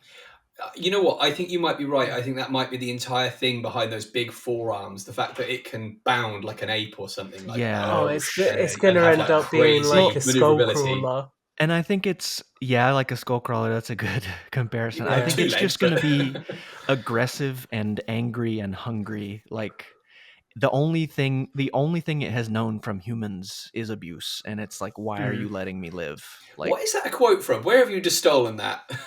Oh, I don't know. I didn't know it was a quote. Well, that's from something. Oh, okay. That's 100%. It real might life, be apes, actually. Real life. It probably is apes or something. I think it's Cobra in Dawn of the Planet of the Apes. But it's probably pissed that it's even alive. Why did you make me? Alex, you were talking about how on the pier they've replaced... Right, so go to the other shot. So right there, you can't tell, but there's 3 pylons. On set, there were 3 pylons. Here, they've taken those 3 out and replaced it with these 2 big, thick ones, and that yellow portion above. If you go and watch on-set pics, those aren't there. So basically, there's some hidden CG in the dock scene, and I think it has to do with whatever they're doing on that console. That's not like a fuel tank or whatever. It says hoist or something on it. It could be a cargo elevator. Exactly. I think maybe there's a boat or something there that we're not seeing, and they're lowering it into the water. And since they're CG, it'll be easier when the mutant just clobbers them out of the way. Yeah. Because even the last part of that sequence where we see ScarJo yell Duncan, Jonathan Bailey is still standing in that corner running towards her as if everyone has already head off. And that's not the jungle side of the dock, it's the water side. So they're going somewhere.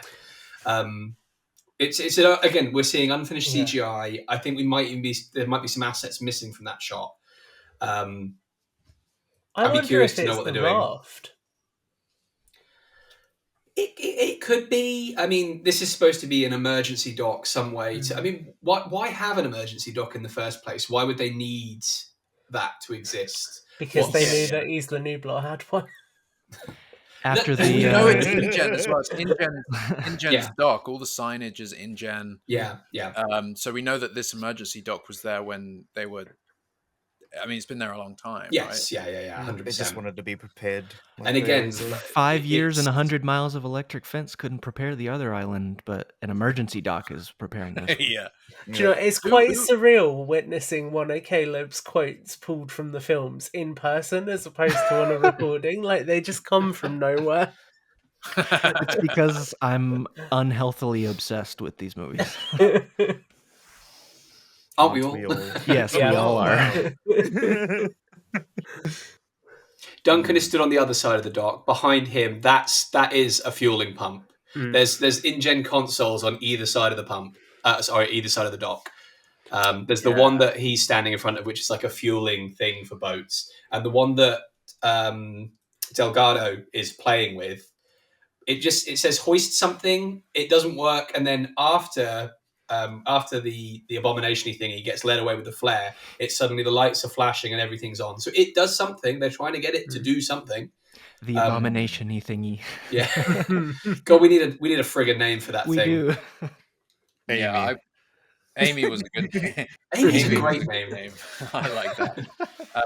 I'm really curious. I mean, it's obviously going to be an absolute menace. It has to be more dangerous and crazier than normal dinosaurs, so it's obviously going to cause some damage. But do we think maybe it's got something to do with the lab that looks all the rubble is everywhere? What if it got out and destroyed with its massive arms and then fucked off on the island, and they're like, oh shit, what was that? I think it will already be out when they're on the island. And actually, I wonder if they're going to do the JP3, where you have Loomis saying that their animals are in places that don't make sense. So if they're like hinting that there's something that's disrupted the normal behavior on the island from the start. Yeah, and speaking of Loomis, I was wondering the other day, I can't tell if it's Loomis or Krebs in the trailer that's saying these dinosaurs were too dangerous for the original park. The worst of the worst were left here. I can't tell. Like, how does everybody know this? Like, why is this knowledge? Why does ScarJo? That's what I'm saying. Is like I wonder who is actually saying that. Could have worked for InGen, because then it would just connect it all up. Like, somebody has to have had knowledge of this island, and I think the idea that Krebs had been there at some point makes a lot of sense, because he becomes that Dodgson. I still think it's going to have something to do with the company's lineage. It feels like way too much of a coincidence that it's called Parker-Genix after everything we went through with... This was the other founding business partner he annoyed. In the movies, officially, his name is Alfred. Right? Aside from... I don't know if I would say officially, but sure. Again, I mean, everywhere it's official. It's in the movie. Well, okay. Everywhere it's written in the movies, it's Parker. That's what I'm saying. Deleted scene from Lost World, it's Parker. In all the supplemental, is that The boardroom scene. The boardroom scene, John Parker Hammond, he says, right? We know it's in the video game Trespasser, but video games aren't. No, of course. But we can't quite it was in the screenplay. It was in canon. Loads of additional material. In Jurassic World, it's in the Innovation Center. On the friggin' portrait in Fallen Kingdom, the little plaque says John Parker Hammond. That's why I'm saying, like, can't see that on screen. Maybe Mills just got it wrong. It's that's what I'm saying. Is Mills doesn't know his stuff. The in-world explanation, if you want one, is explanation that Mills fucked it up. Mills is a moron, and that's a great explanation that he fucked up. And it plays into his character. But that's a fan explanation. Colin, we know who really fucked up, and right. You know who you are. That's what I'm saying. The other reasons are outside of the film, is what I'm saying. Yeah, but then take all the evidence that we have for Parker away. His name is Alfred because it's only one. It's only spoken in the films once. It's only seen in the films at that point. You never see Parker. You never hear Parker in the final cuts of these movies. So technically, his name's Alfred. I agree that I believe I'm gonna say it's Mills making a mistake, especially because the on-set portrait which he would have seen says Parker, but that's all. These characters, then it's not real. I think his name's John Hammond. That's what I think his name is. I mean, at the end of the day, it really shouldn't. The fact that he even has a middle name in the film. Some characters don't even have first names in these films. Like Mills. Just Mills. I want my bonus. I mean, the thing I really want to know, right, is what is Alejandro's middle name? That keeps me up at night. Seabass. Oh man.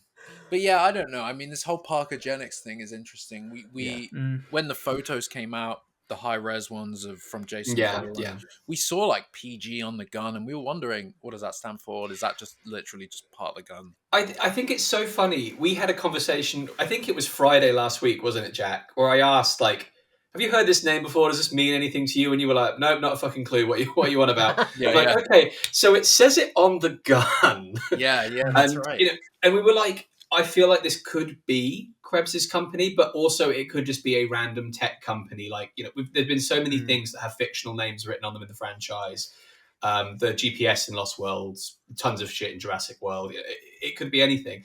So we kind of sat on it, didn't say a word, and then literally 4 or 5 days later, these cases come out at Islands of Adventure with the same logo, with the same name, and we're like, okay, no, this was something. Is PG on the boat too?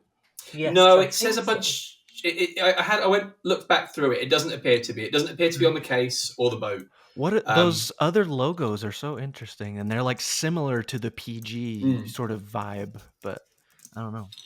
It's also interesting that the Saga logo is sort of three so similar, yeah. And you're like, land, sea, air, and then you see. So yeah, it was, as you said, Jay Malone took a picture at Islands of Adventure, and you saw the Jurassic World Rebirth display, the hats, t-shirts, and there were these crates, and they had the stickers on, big Parker-Genix logo. So it's obviously a little bit meaningful in the movie because it's part of a merchandise display. It's not a background company. They are going to feature. It's only for the park.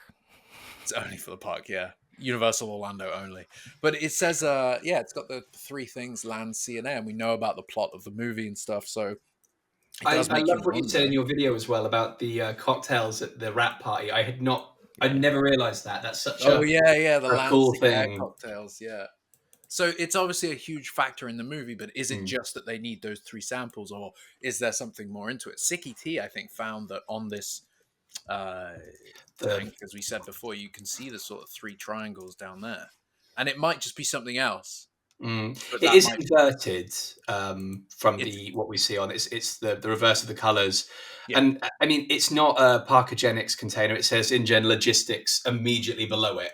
Yeah, I do think this is a coincidence. This thing, I don't think this creature is that something, because above all that information, that's like transport information. You've got like weight and or max weight or something like that, I think, on there. And is it perhaps actually just an icon we see in the world in relation to transportation? It might even just be like a hazardous symbol or something. Like, don't like there's radiation in here, but so that says InGen Logistics on that. Which I think that's hints to me. Logistics is a word that comes up in moving things about, the logistics. So this thing we're seeing it in, it's not a stationary object. I'm pretty sure that's either a tank or it could be a boat. Like we don't know where this is or what this is. Do we think Parker-Genix say? Caution, closing door, do not obstruct, danger to life. Yeah. There is another plaque there, and I can't think if it's that one or the one above it. The first word is InGen. No, not that one. It's the one below. Danger, and that looks like it has a triangle. Yeah, it's the one below. The very first word is InGen, and you can only tell because you can always see the capitalization of the G. But then, and there's maybe something about carbon, slightly, so it's hard to. It's hard to. Let me pull up the actual sequence and see if I can get it. Do we think there is when the light Parker-Genix could be like the modern face of InGen, and InGen is just operating underneath that so that no one knows who it is? Because Parker-Genix feels similar to InGen to me. Yeah. Yeah. Random question. Sorry. I was going to say, cheeky rebrand. I just sent a link to one of the original filming pictures of the boat, because at the front end of the boat there's like the kind of anchor symbol, and then it almost looks like it has the PG above that anchor symbol.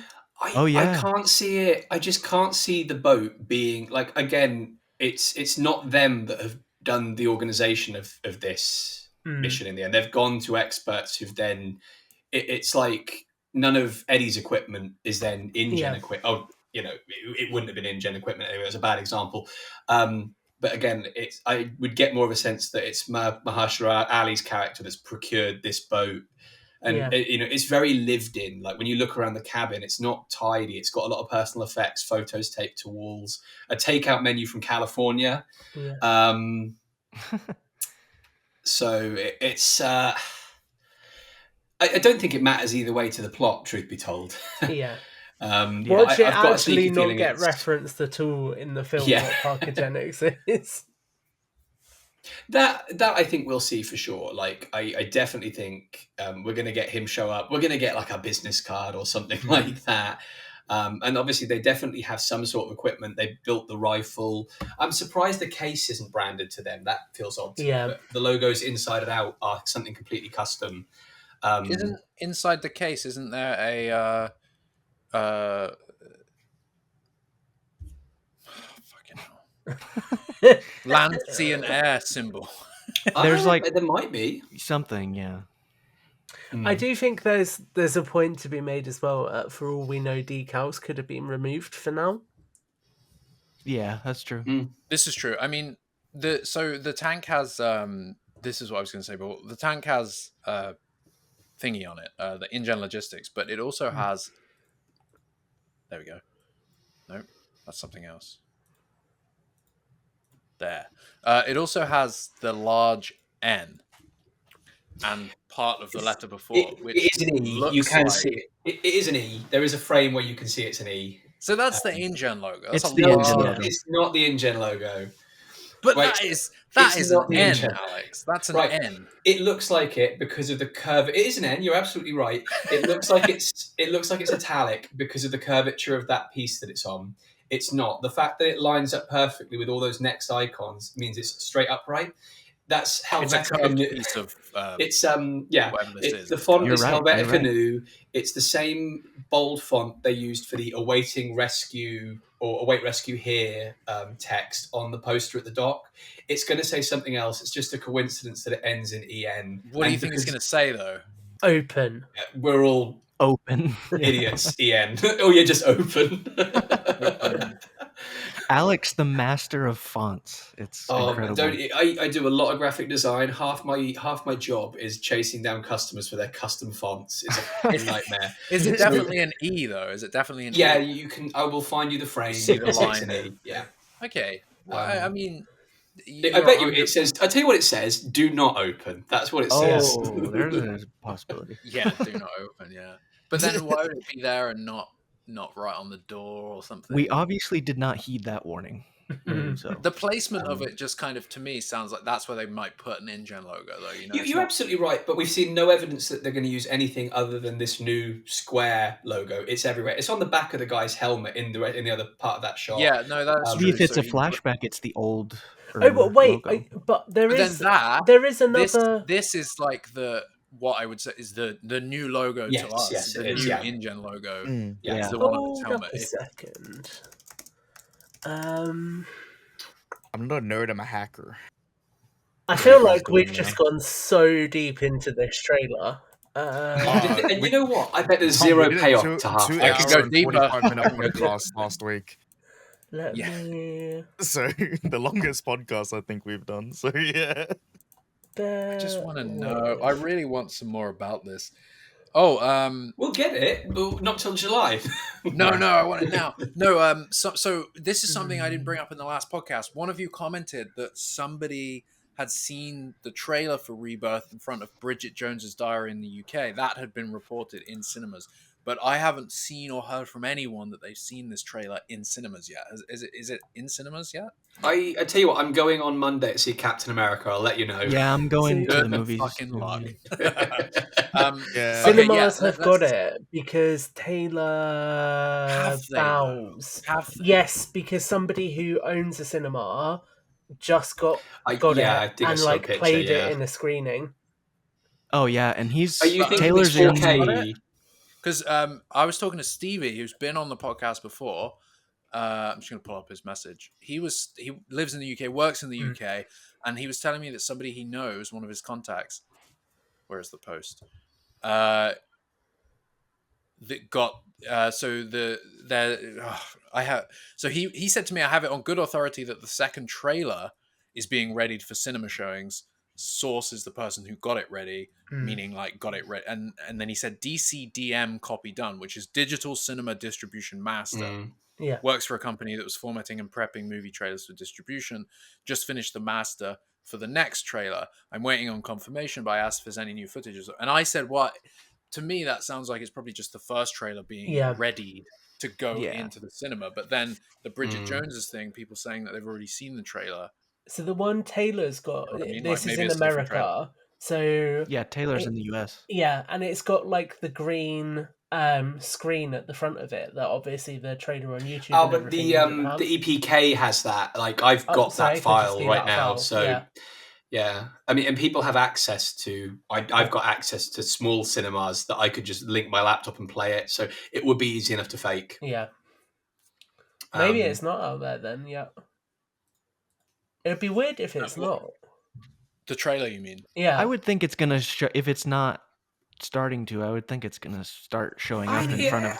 There's some films and maybe that's what he's seeing. Cinematic. I think trailers come a lot later in cinemas now than they do. I don't think the first Jurassic World trailer was in cinemas. I think it might have been online and on social. I don't recall ever seeing it in cinema. There are movies. I guess what I'm saying is there are movies in theaters right now that Rebirth would work well in front of. Like there's some good horror films in theaters right now and stuff like that. I don't know exactly how it works. Is it by a movie? I know that they tailor trailers for specific movies because you don't want horror trailers playing in front of a kids film and stuff. But who decides that? Is it the theater chain or is it like a distribution company will figure that out? You know what I mean? Like does every cinema chain be like, we're going to play the trailer for fucking...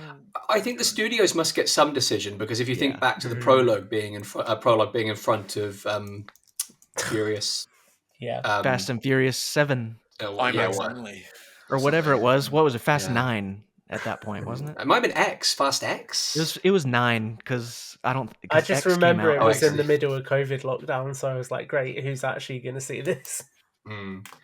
Yeah, yeah. Battle of Big Rock was supposed to be cinema. Supposed to be. That would have been cool. That would have worked really well. Because that movie would have worked well on screen. I think that would have got people hyped for the next Jurassic too. That's just a whole different dinosaurs thing. Are now in the world. Like it's going to be a crazy movie, you know. Like that. Only for a few years. That does make me sad because I do feel like that was definitely a pitch piece that then nothing has happened with, and Colin I think it showed so much potential. Colin told me off the record, so I'm now putting it on the record. But no, this was a long time ago. But he told us that, like, Battle of Big Rock was supposed to be the first of a few. Mm. And I don't think that's a secret. I think people are aware that they were planning more. I think it was based on the success. I think COVID probably did play a factor in that. They may have been able to do more if it hadn't been for the way that the whole industry changed and shifted. But I think this is a testament to Universal's ability to fail to follow through with things. It happens so much they do something and then just never do it again. Yeah, it's a real shame because it's like that. Battle of Big Rock is a lot of people's favorite out of the three. I mean, and where's Motion Comics season 2, right?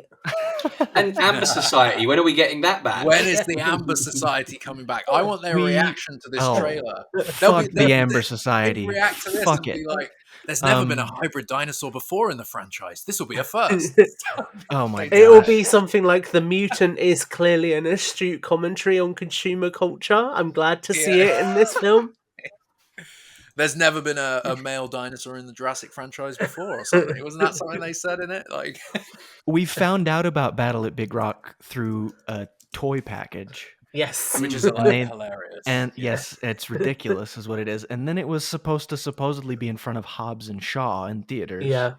And then that didn't happen. Which is and such then, a dumb choice. Maybe that it was would have going, this is the wrong audience. It would have gotten a lot of people to see it at least. But like 100%, and then it just aired after an airing or in the middle of or before an airing of Jurassic World on FX or something, which is great. And Battle at Big Rock is awesome, but they missed an opportunity to show it to so many more people. I mean, I know they didn't want to do this, but they should have played with it and never released it online and just made it this thing that some people catch it at 2 a.m. on FX. Some people, you know what I mean? They used to do those kind of marketing. I think that they should have released it on DVD is what they should have done. They should have done that, but like, with the whole behind the scenes. But like, I don't know if you remember before Grand Theft Auto 4 came out, there was big hype. Next generation, what's the next GTA going to look like? And the way Rockstar marketed it was they did a countdown for the trailer for like, I don't know how long it was, maybe 30 days, maybe longer. But they bought ad space on the Adult Swim channel, whichever channel hosts Adult Swim, at like 3-4 a.m. So sometimes people would be like monging out, smoking, watching Adult Swim, and then all of a sudden it would be this like really aggressive countdown that just said 4, and everybody was like, oh shit, that's GTA 4, and it created this word of mouth where people were looking out for it. They could have done the same with Battle of Big Rock, just drop that movie in the most random places. Jurassic fans were like, guys, I was spinning out last night, I was on shrooms, this thing came on the TV, like something happened, it was Jurassic, something I've never seen it before, like what was it? Like that could have been fun. An experiment. There's so much opportunity. He called it for Hobbs and Shaw. Like, do something out of it then. Don't just put it on YouTube then. Nah, like screen it somewhere. I don't know. Do something weird. Like put it on buses. Like put it on planes. Put it on the studio. Put it on the screens on the studio tour at the park. Yeah. Just park and make people watch it. I just have this image of getting on like one of the night buses in London, and on the digital display where it says what stops next, it's just Battle at Big Rock playing on a loop. Really, really small. Yeah. Or like in those fancy bathrooms where at the urinal you've got like a little monitor, a little screen that's playing some ad TV. You've like, been TV in far fancier bathrooms than I have, clearly, Jack. I want it on the screen on my refrigerator is what I want. Yeah. It's like that guy who tweeted from his fridge. Like, yeah, okay. What is it with now people? On fridges. This is completely off topic, but people are like, "Oh, you can play Doom on that," and people installing Doom on the most random device on their fridges. I love that. It's like it probably doesn't do it anymore, but on Twitter it used to say what device you've tweeted from. And I remember that. Like, used to have the Android and iPhone. Tweeted from my LG smart compact fridge and stuff. like that would be fun. Tweeted from my kitchen. Yeah, tweeted from my kitchen, making food. Yeah. Okay, well, anyway, that's a complete tangent from what we were talking about. But I think this... let's talk about Martin Krebs quickly. Let's discuss that character. We haven't seen much of him. He's in the trailer. He's the sort of guy who organizes the mission, right? Is what we're led to believe. Yeah. There's a sinister motive there, right? He's the character that has an ulterior motive, right? Seems most likely. So Brad keeps saying to me that he thinks he's not going to have an ulterior motive, and I could see that being quite interesting because we're naturally going into it thinking that he's going to be a Nedry type character, right? But what if he's not? And one thing that has been playing in my head a little bit is that scene on the dock where there's like the group of people on one side. He's not there. And then, well, he's not. But Loomis is walking away from those people with the briefcase. He looks a bit suspect. I thought the same thing. I was going to say, I'm a little worried that it's Loomis. Yeah. But there's then a shot later where he's like going, when Zora is calling after Duncan, and in the background you see Loomis, walk towards her if he's gonna pull her away or something. So I know what you mean. There's that one shot where it's like, oh, he looks like he's up to some shit. Like who? Loomis. Loomis, yeah. Where? The hybrids appear, not hybrids. That shot. That shot. Yeah. Because he's separated from the rest of them. Yeah, and he's got the briefcase. Duncan's on his right, but it's the walk away. And to be honest, I think we're misreading his legs it. jiggle in the trailer. Yeah. When the mutant steps down. Yeah, it's like jiggling legs. He twirls his mustache a little bit. So, what, the mutant? So you think he may betray the mission and be like, I'm going to take these embryos for another company or something? You think it's like that kind of vibe, or that he's like separating himself from the group? Do you know what? We're seeing so much rehashed in this film from different things that I wouldn't be surprised if Loomis ended up being another Brennan, where it's a case of actually the science is starting to fail. People don't want to see dinosaurs anymore, so I'm going to take this to fund my own museum or something similar. Yeah. What if it's that he wants, he doesn't want all the dinosaurs to die. He's like, no, let them inherit the earth. Let everybody die of heart disease. Like Darius, you know what I mean? He's always, that's the thing with Darius, is always the conflict of like dinosaurs' well-being and like the future of like the world and stuff like that. So, you know. I've got a sneaky feeling. I know exactly what you mean in this shot, but I think it's just how the moment was captured. I can't see them doing a double take on him. I don't think it'd be a particularly popular choice given the popularity of Jonathan Bailey right now post Wicked and Bridgerton. With Krebs, it definitely feels like it could tell that story. I get Carter Burke vibes from Aliens, but it also kind of feels like the story doesn't really need it. Yeah. As far as we can tell, the last time we see him is just before they enter the gas station, InGen store, village, whatever you want to call it. So I'm thinking the Raptors get him, or something in the compound gets him. We don't know how long. Yeah, Krebs. What if it's him driving off in the Jeep? And what if he betrays? I think it's Zora with the briefcase. Because we see her running in front of it. Yeah, exactly. It's so hard to tell though, because we've got that shot during the day, we've got it at night. It's very, very weird. But it feels weird for her to, like, I'd understand if she was leading something away, but then why is she taking the samples? There's a lot of stuff that if you try to tell it in a logical way still doesn't make sense. Why the family are separated after the boat crash, why she would drive off with these valuable samples by herself. But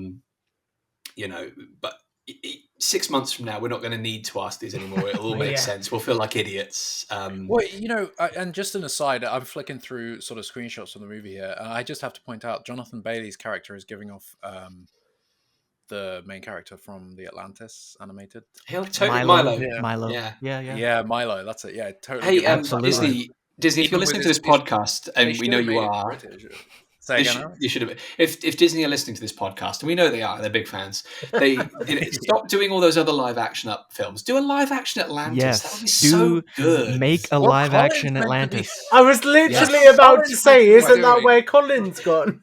No, don't hire Colin, for God's sake. Well, Colin supposedly is working. Well, I mean, he is working on an Atlantis movie, but the last thing I checked on that was like 2-3 years ago. The last time we haven't seen or heard from him in a while. Do we think maybe he got lost on the way to Atlantis? Yeah. We were like, before you do this movie, we're going to show you the real Atlantis. And just fly him into the Hollow Yeah, Earth. surprise! We're making this movie at the real Atlantis. Yeah, yeah, it still exists actually, Colin. So now that you're in the know, here's something I was pondering. Obviously, we've not seen him credited on this film in any capacity. He had previously said he would be open to coming back as an exec or whatever, but presumably that didn't happen. Universal laughing like, do we think they showed him anything at all before the trailer came out, or do we think this was his first experience of the film as well? I think it was his first experience. Yeah. But I don't think there's anything nefarious there. I think we know that when they announced the new writer on his movie Atlantis 2-3 years ago now, they also dropped him. They kind of like ended their contract with him. The movie wasn't going to be a Universal feature. They sold it to Spyglass or Skydance, one of those companies. And I think that kind of, Universal aren't going to share with. He's not random, but he's not like then contracted into the Universal thing, so he's not NDA'd, so it's like, we can't show him. Do you know what I mean? Yeah, but he's still an EP on Chaos Theory. Yeah, but that's a different studio. That's DreamWorks. This is true. Universal owns DreamWorks.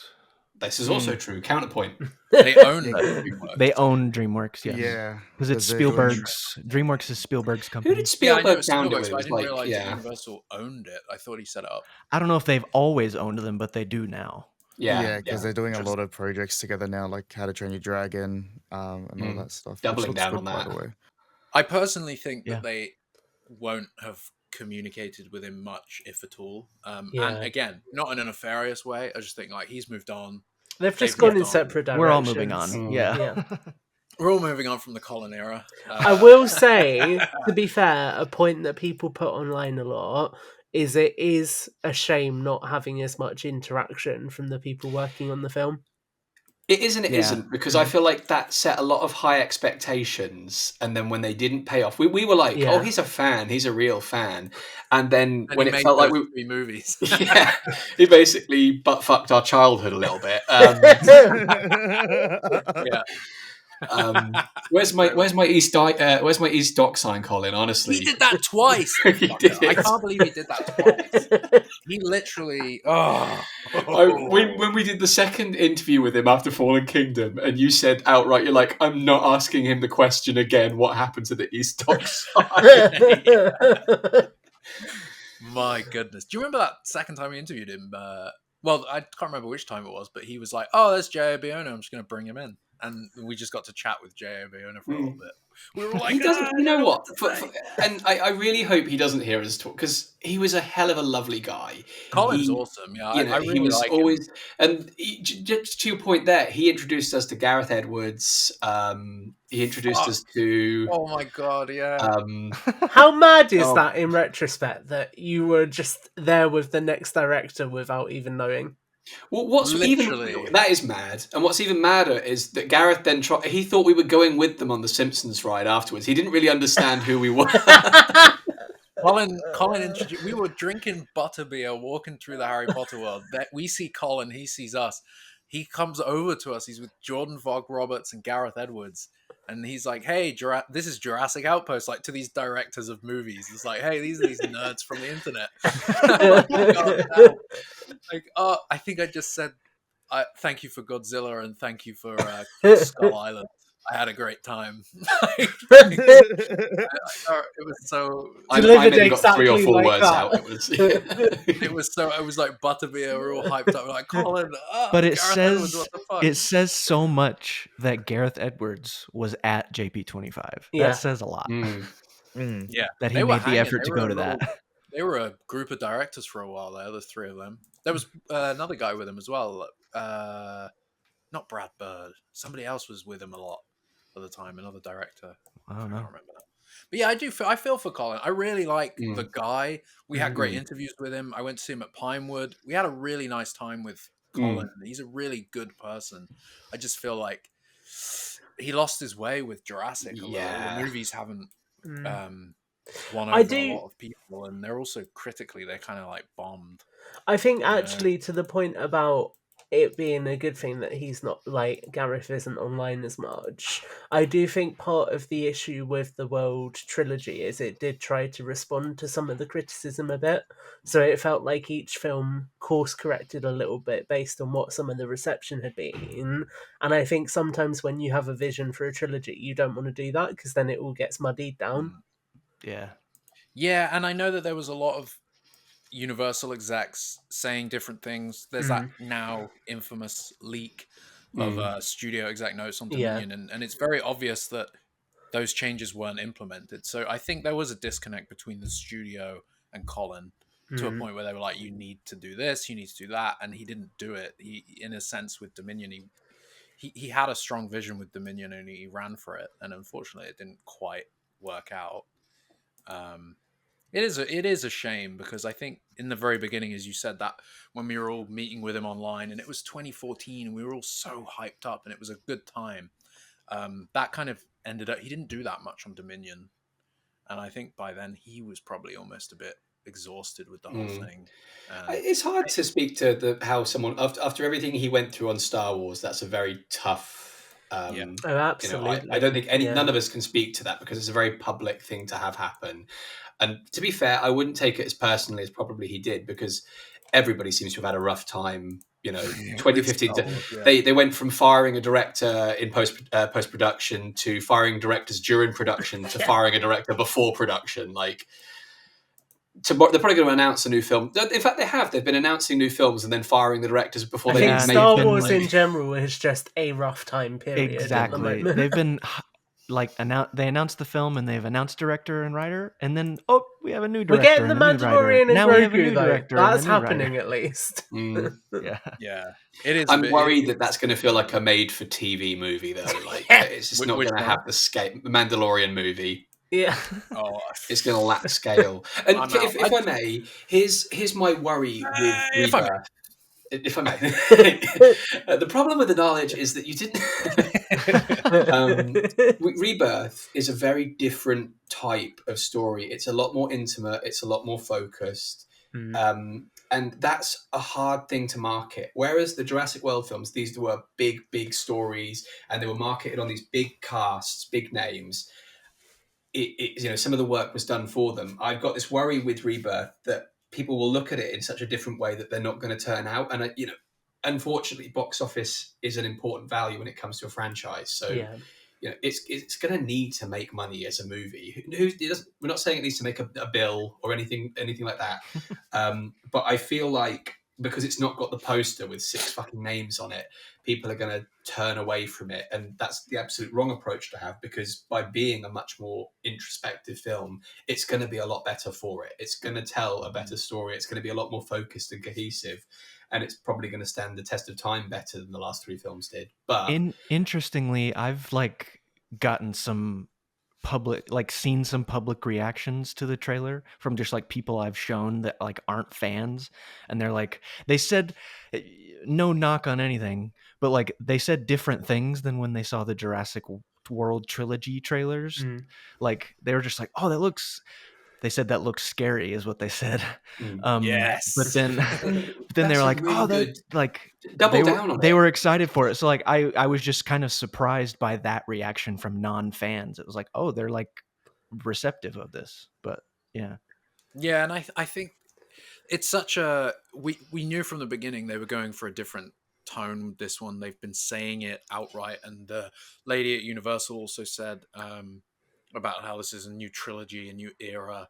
They're really gunning with that, and it's very present. And I think to the point that Alex makes, Fallen Kingdom and Dominion especially felt very unfocused. There was so much going on, all different directions, and so many different ideas being floated around. This does feel like a back to basics approach, which is what they've been saying. Yeah. And you remember that dude, the comedian, Impractical Jokers guy, who Q, yeah, who we found out is friends with Colin Jost. Yeah, who is ScarJo's husband. And he was saying, that as far as I'm been told, as far as I know, it's going back to basics. Like they're going back to basics in an awesome way. It was his quote. And I think it is going to be, it's not going to be a basic story, but I think it's going to be back to what made the first couple so thrilling. It's like you drop a bunch of people into a place where they can't get out. And there's also these giant dinosaurs there.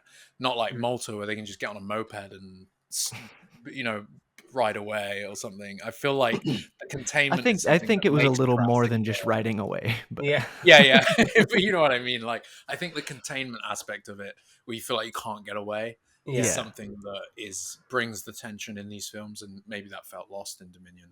I never felt like anyone was a threat in Dominion. I was never like, I'm worried about these people. No. Yeah. I mean, that was a huge problem with Dominion because pretty much everybody was going to stay alive, so there were no stakes to it.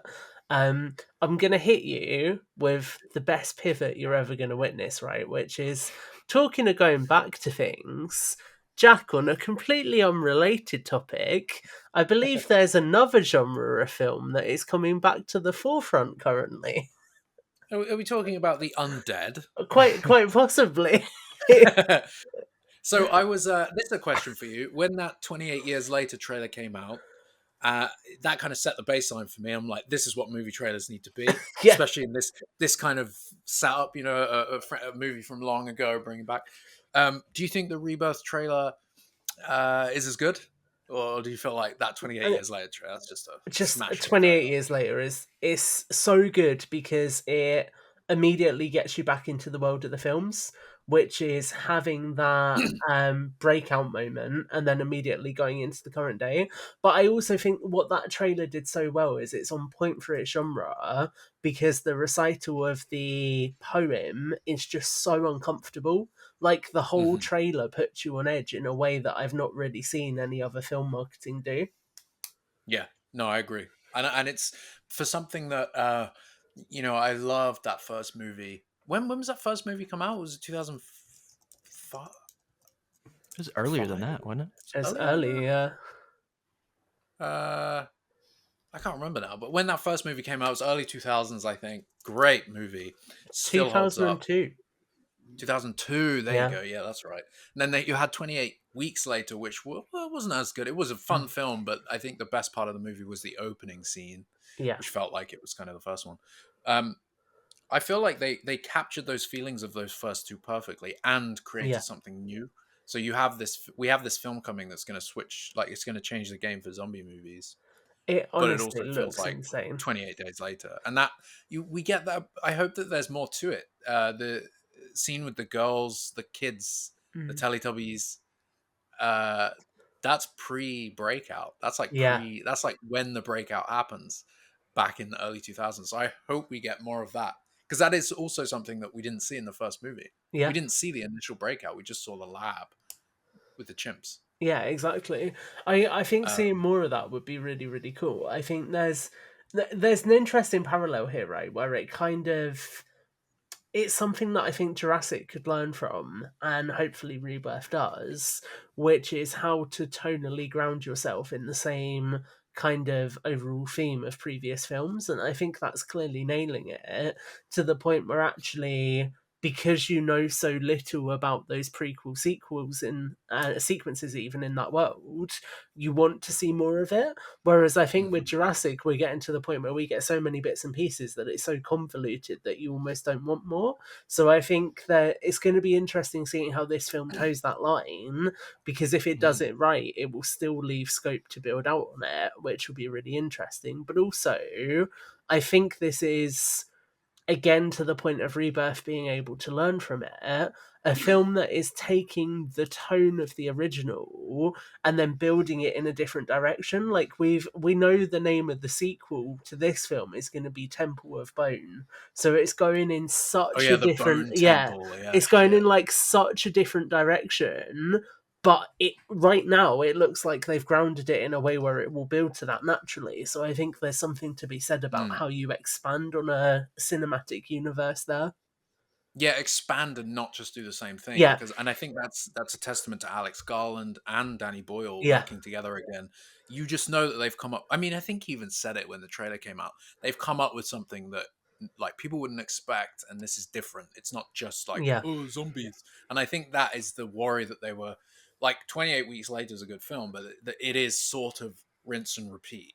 You Yeah. know, even though the setup is different, you know, you have people being brought back to live in the UK in quarantine zones. Zombies break out and they get everyone. That's Yeah. kind of like the plot. This one feels different. It's going to be less about like shit, we have to run from the zombies, and two, like something else is going on.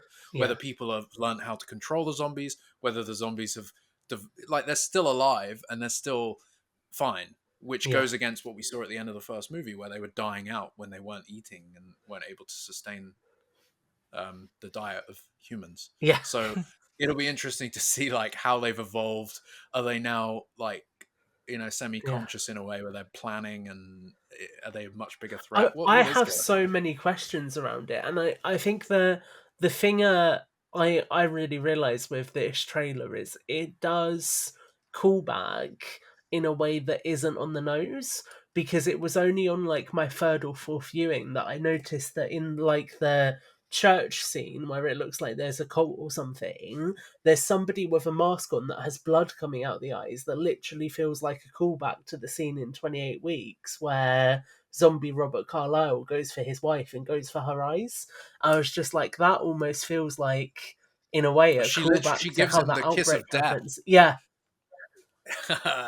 Yeah, I forgot about that. Yeah, that's fucked. It is a messed up scene. But like that, I was like, there is literally a nod there, but it's not in your face. It's just something that you notice and kind of think, oh, I wonder if that correlates to that. But also plays yeah, into it. Yeah, like she was infected, but she wasn't. What do you call it? she was a Asymptomatic. carrier. Yeah.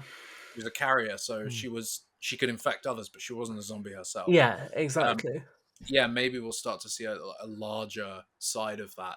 Yeah. Like, how does that evolve, and how does that infection work? Like, how does it adapt in people that how does it are immune change to when it? it's actually in somebody for that period of time, right? Because the human body is always changing and evolving, so there's a lot of potential there. So I think 28 years is a really if it sticks the landing, which is a big if, right? Because everything we've seen looks great, but I'm always very pessimistic, and big film sequels haven't necessarily got the best track record at this point.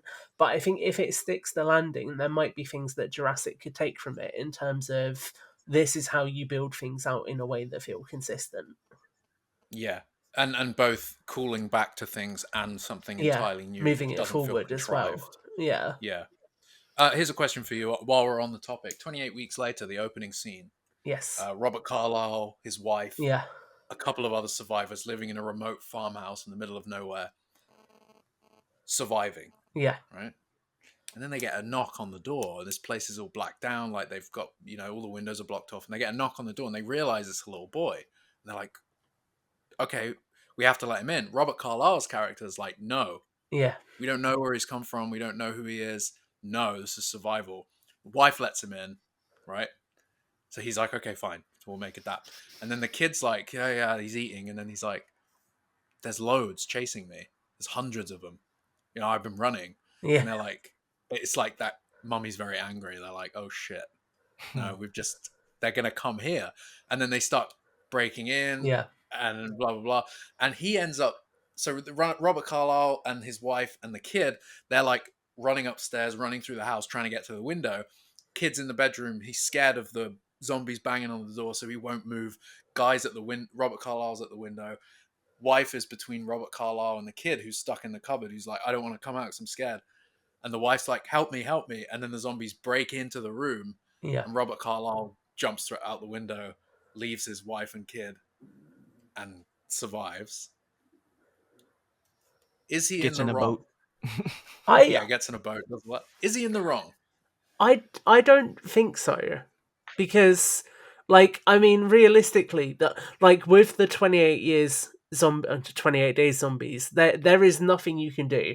Like, if you try and go one-on-one with one of those zombies, they are going to tear you apart. So I don't see feasibly what he could have done to help her. And he didn't want the kid in there in the first place. Yeah. Like, He said no. He's like, don't open the door. Don't do any of this. He made accommodations. He was like, okay, fine. He was trying to save her. He was like, leave the fucking kid. Come with me to the window and let's get out of here. She didn't. And then the zombies broke in. And it's a real tough moral question because obviously it's his wife. You're not going to want to do that. But in the case of survival, it's like, he isn't technically the bad guy. No, I mean, he's not, but it's interesting because he's framed as the bad guy throughout the film. His kids, when he reunites with them and they find out what really happened, think of him as the bad guy.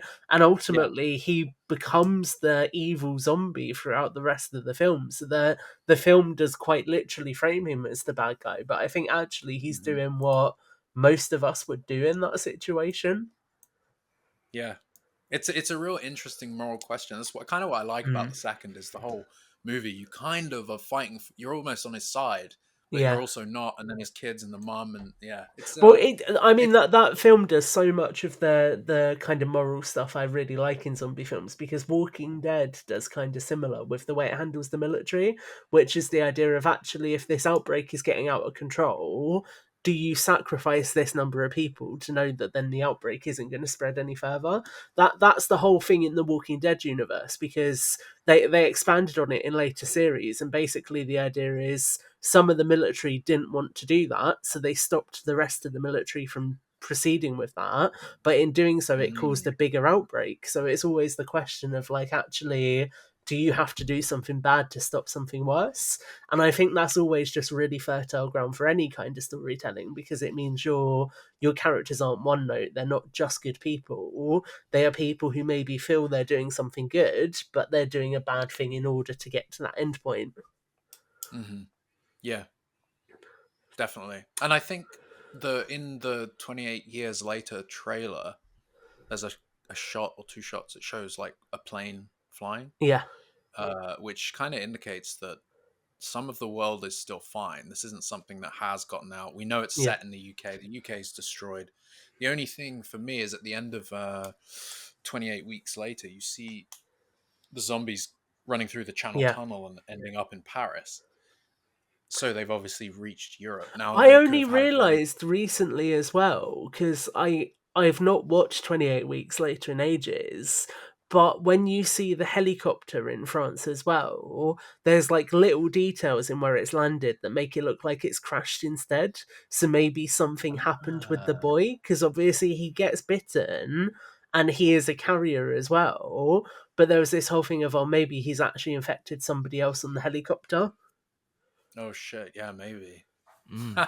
Yeah, it's going to be interesting to see how they explain all that because in the world of 28 years, the UK is basically a dead zone. Yeah, that's what it appears to be. So yeah, but there is some kind of NATO force still coming into the UK, as we've discussed before. So it's going to be interesting to see what that looks like. I'm. When does that come out? That comes out just before. Yes, I think it's June. June something. Man, it's a good year for movies. I think we're two movies. Yeah. What else is coming out that looks good this year? I don't know. Is there anything else? Thunderbolts, I think, looks all right actually. Yeah. I've never even heard of that. Thunderbolts. It's a Marvel movie. It's like all of the like bad characters from the Marvel films basically team up to be a group of anti-heroes. Yeah, it's Marvel's Suicide Squad. Yeah. Got ya. Okay. But hopefully better. Yeah, but hopefully much, much better because that movie, the first Suicide Squad movie, was questionable. Did any of you guys see Y2K? No, but I want to. Yeah. Just because of the period, like that's when I grew up. Was when we grew up. Yeah, and the whole like early internet thing. It's definitely worth the watch. I still haven't landed on whether I liked it or not. It's weird. Like it was fun, and it was definitely they got a lot right. With those kind of movies, there was a Netflix one recently that was like, oh, there's a scene that goes back to the early 2000s, and you just couldn't. I didn't watch the movie. I watched the scene. You just can't tell. There's no like indication that it's even the costuming is like, oh, it looks kind of modern. This movie, Y2K gets it really. All of that is perfect. It looks like strange. I can't land on it. I need to watch it again, I think. It's a really interesting film. But anyway, Rebirth, July 2nd. Yeah. Any final thoughts, Tom? Anything else we didn't talk about from this trailer? I'm just excited to see more of it. I really hope that they don't show us a ridiculous amount more in the marketing before the film comes out. Yeah, that's a solid point. I wonder how intensive the second trailer will be, or whether they're just going to run with this main trailer. I'm hoping it doesn't follow the Jurassic World trope of having the final shot in the trailer. Yeah. Well, what did Romulus do with trailers? How many trailers for that were there? I feel like there were just 2, but they weren't that different, and it was a lot of footage from like the first act. Something in the fucking water. That one. Something in the fucking water. Fucking water. Water. Yeah. Is that a line from Rebirth, or are we talking water finds about a way? One of Ed Screen on the boat. There's something in the fucking water. Okay. Yeah. No. Cool. I don't even know what we were talking about. I've forgotten. Final thoughts on the Rebirth trailer. But was it Romulus? Was it just like the Romulus trailer and then one just before release? Do we think they're going to go down that? I just hope they don't spoil any more. Like, I hope they keep it quite basic. To go see the movie and learn the rest. I feel like Universal, the way they do it, trailer 2 will be the global trailer, whatever they call it. Will be this mega trailer. Here's the scene where the mutant dies. Yeah. It's all beat by beat by beat. It's like first act, second act, third act. The movie ends, and then it's like coming soon. Like, okay, I mean, we'll see what happens. Tom, thank you so much for coming on the podcast again. Thank you for having me back. This is going to be a regular thing. We'll have to make it so. But it's been great dissecting the trailer. We've gone for a long time again. It was not the intention, but we've gone a lot longer. Last time, I think Derek figured out that was the longest podcast we've ever done on InGeneral. Oh, wow. We could have kept going, but I think that's it's a good place to wrap up. Alex, Caleb, any final thoughts? Jaden? I don't know if you're still there, Jaden. Jaden. How dare you, Jaden? Wait, Jaden, did you just say that Jurassic Park 3 is actually the worst film out of the franchise? He said the Spinosaurus sucks in that movie. That's what I heard. Wow. Jurassic Park 7. I'm excited for it. That's my final thought. Jurassic Park 4. Yeah. +3. +3, yeah. Kep's third Jurassic, I'm excited for. Yeah. All right, peace and love.